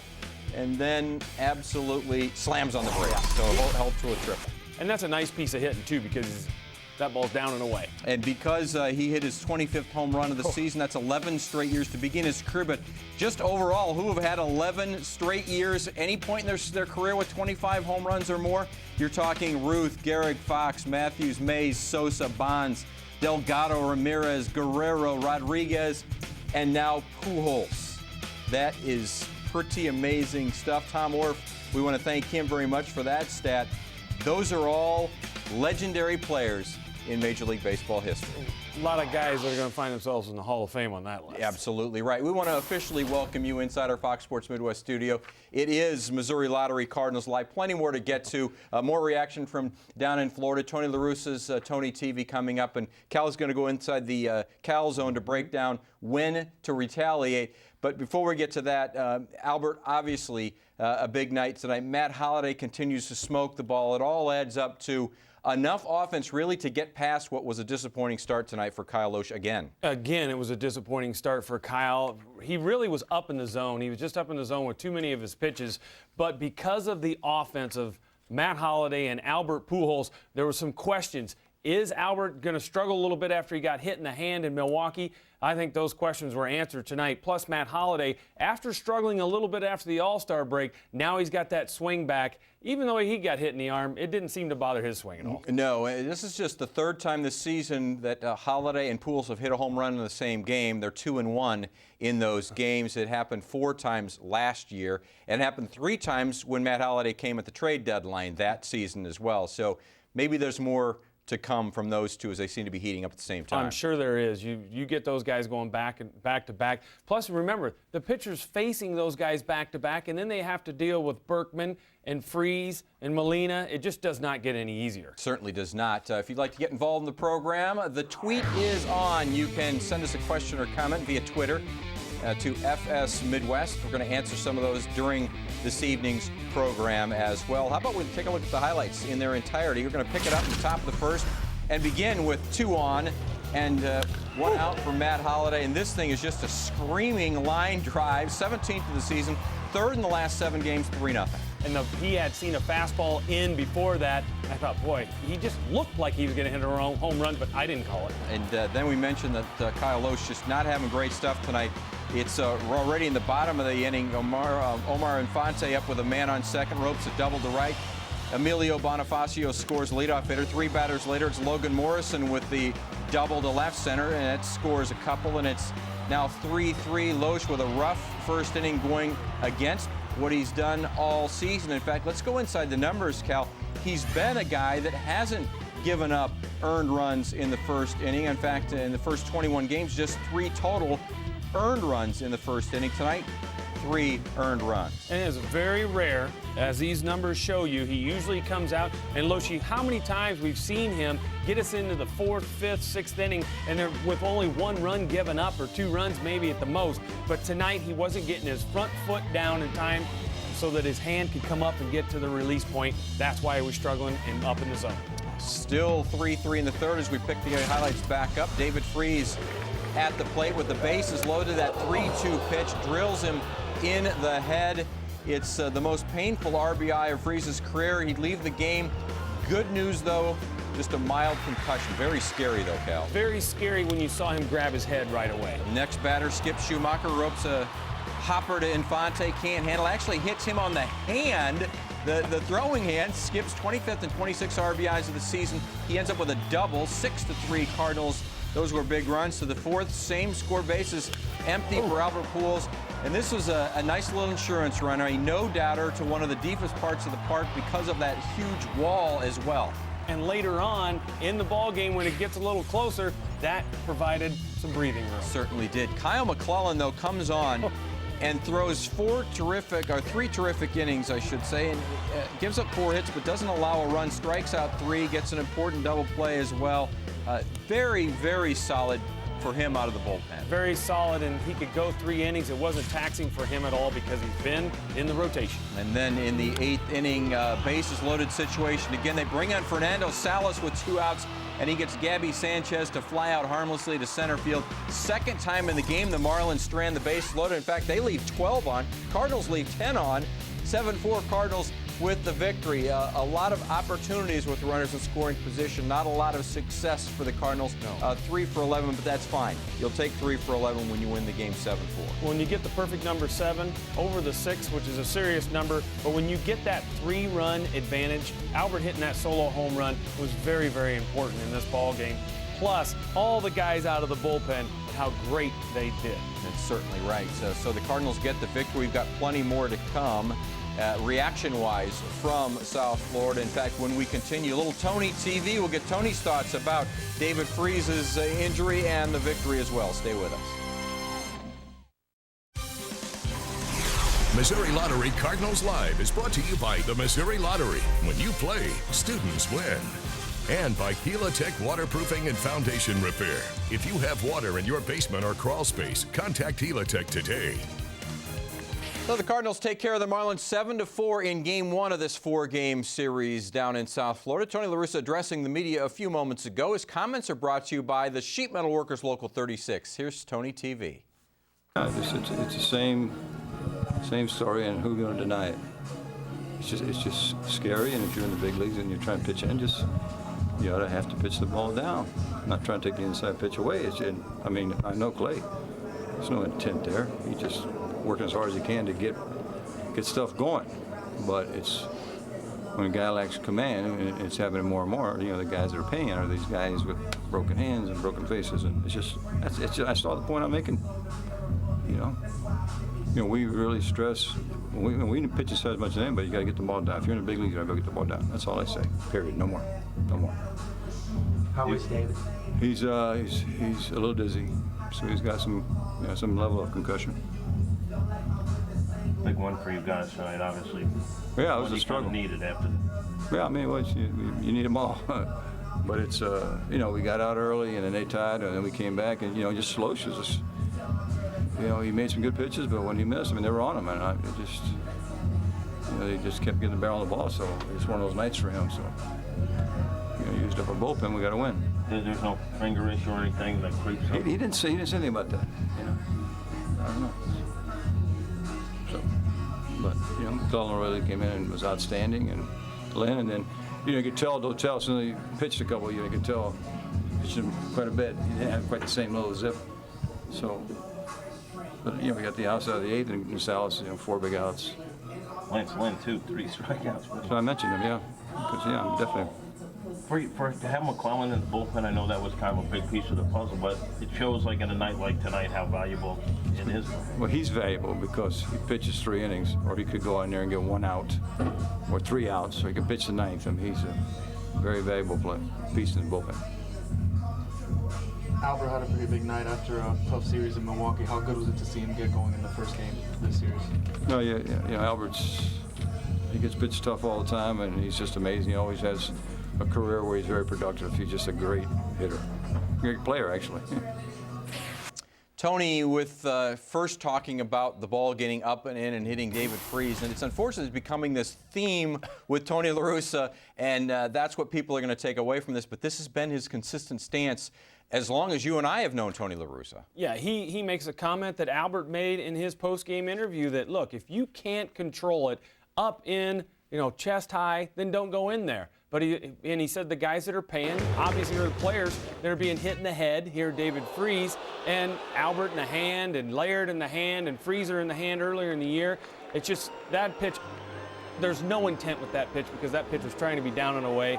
Lots of reasons why that's not, but this is a scary, scary moment. Yeah, it certainly is. And that came in the same inning where Matt Holliday had gotten hit by a pitch. And so it's a lot of people are going to say, okay, why not retaliate? You're going to tell us why and what the differences are between the ones that happened in Milwaukee and the ones that happened a little later on inside the Cal zone. Right now, we want to talk about the Gold Glove catcher for the Cardinals, not in the lineup tonight, and that's Yadier Molina, and he will not be in the lineup for the next 4 games either. Major League Baseball suspending Molina for 5 games today following Wednesday's altercation with umpire Rob Drake.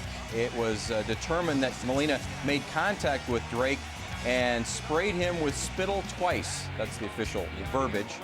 Molina has elected not to appeal the suspension. He spoke to our Jim Hayes about it before tonight's game. You were pretty clear after the game that there was no spitting intentionally on your part. No, it was not. It was not. Yeah, I maintain that. It was not. I would never do that to anybody, to any man, to any woman. That's not me. I respect the umpire. I respect everybody. I respect the players. I mean, I would not do that to anybody. 5 games. Your initial reaction? I thought it was a little harsh, but I agree with you that we thought maybe there was a little bit of a deal cut there. That, hey, if we'll give you 5 instead of 6 or 7, and don't go ahead and try to appeal it. Right. So start serving it tonight, and we'll give you 5. Joe Torre now heading up that that side of things for Major League Baseball. How much punishment should we give out? They did that with the Ryan Theriot situation too when the Cardinals were in New York. You just wonder if it wasn't a call to the Cardinals saying just take 5 now and. That'll be it. Yeah, and even Mo talking about it, too. He said, I think it was fair. So if he thinks it's fair and Tony thinks it's fair and Yadi's apologetic about it, too, but I still say, just like we talked about in the pregame show, Rob Drake right there. He had a chance to walk away from Yachty, which he should have done. And umpires, where are they accountable? And who are they accountable to? I think that's something that Major League Baseball needs to take a look at. When we continue on Missouri Lottery Cardinals Live, good news, we will hear from David Freese. That means things are going fine for him after being beaten. We'll also talk about the great bullpen work tonight. Stay with us. Missouri Lottery Cardinals Live is brought to you by Country Financial. What's your idea of financial security? And by Jack in the Box. For a limited time, Jack's Really Big Chicken Sandwich Combo is back at participating restaurants. Helitech King of the Hill goes to Kyle McClellan, coming out of the bullpen in relief of Kyle Loesch. He goes 3 shutout innings, allowing just 4 hits, and he picks up the win. Second win in a row for him coming out of the bullpen, not as a starter. Sometimes being a vulture is a whole lot better than being a starting pitcher, where you got to go 7 to 8 innings to get OW. But give McClellan a lot of credit here.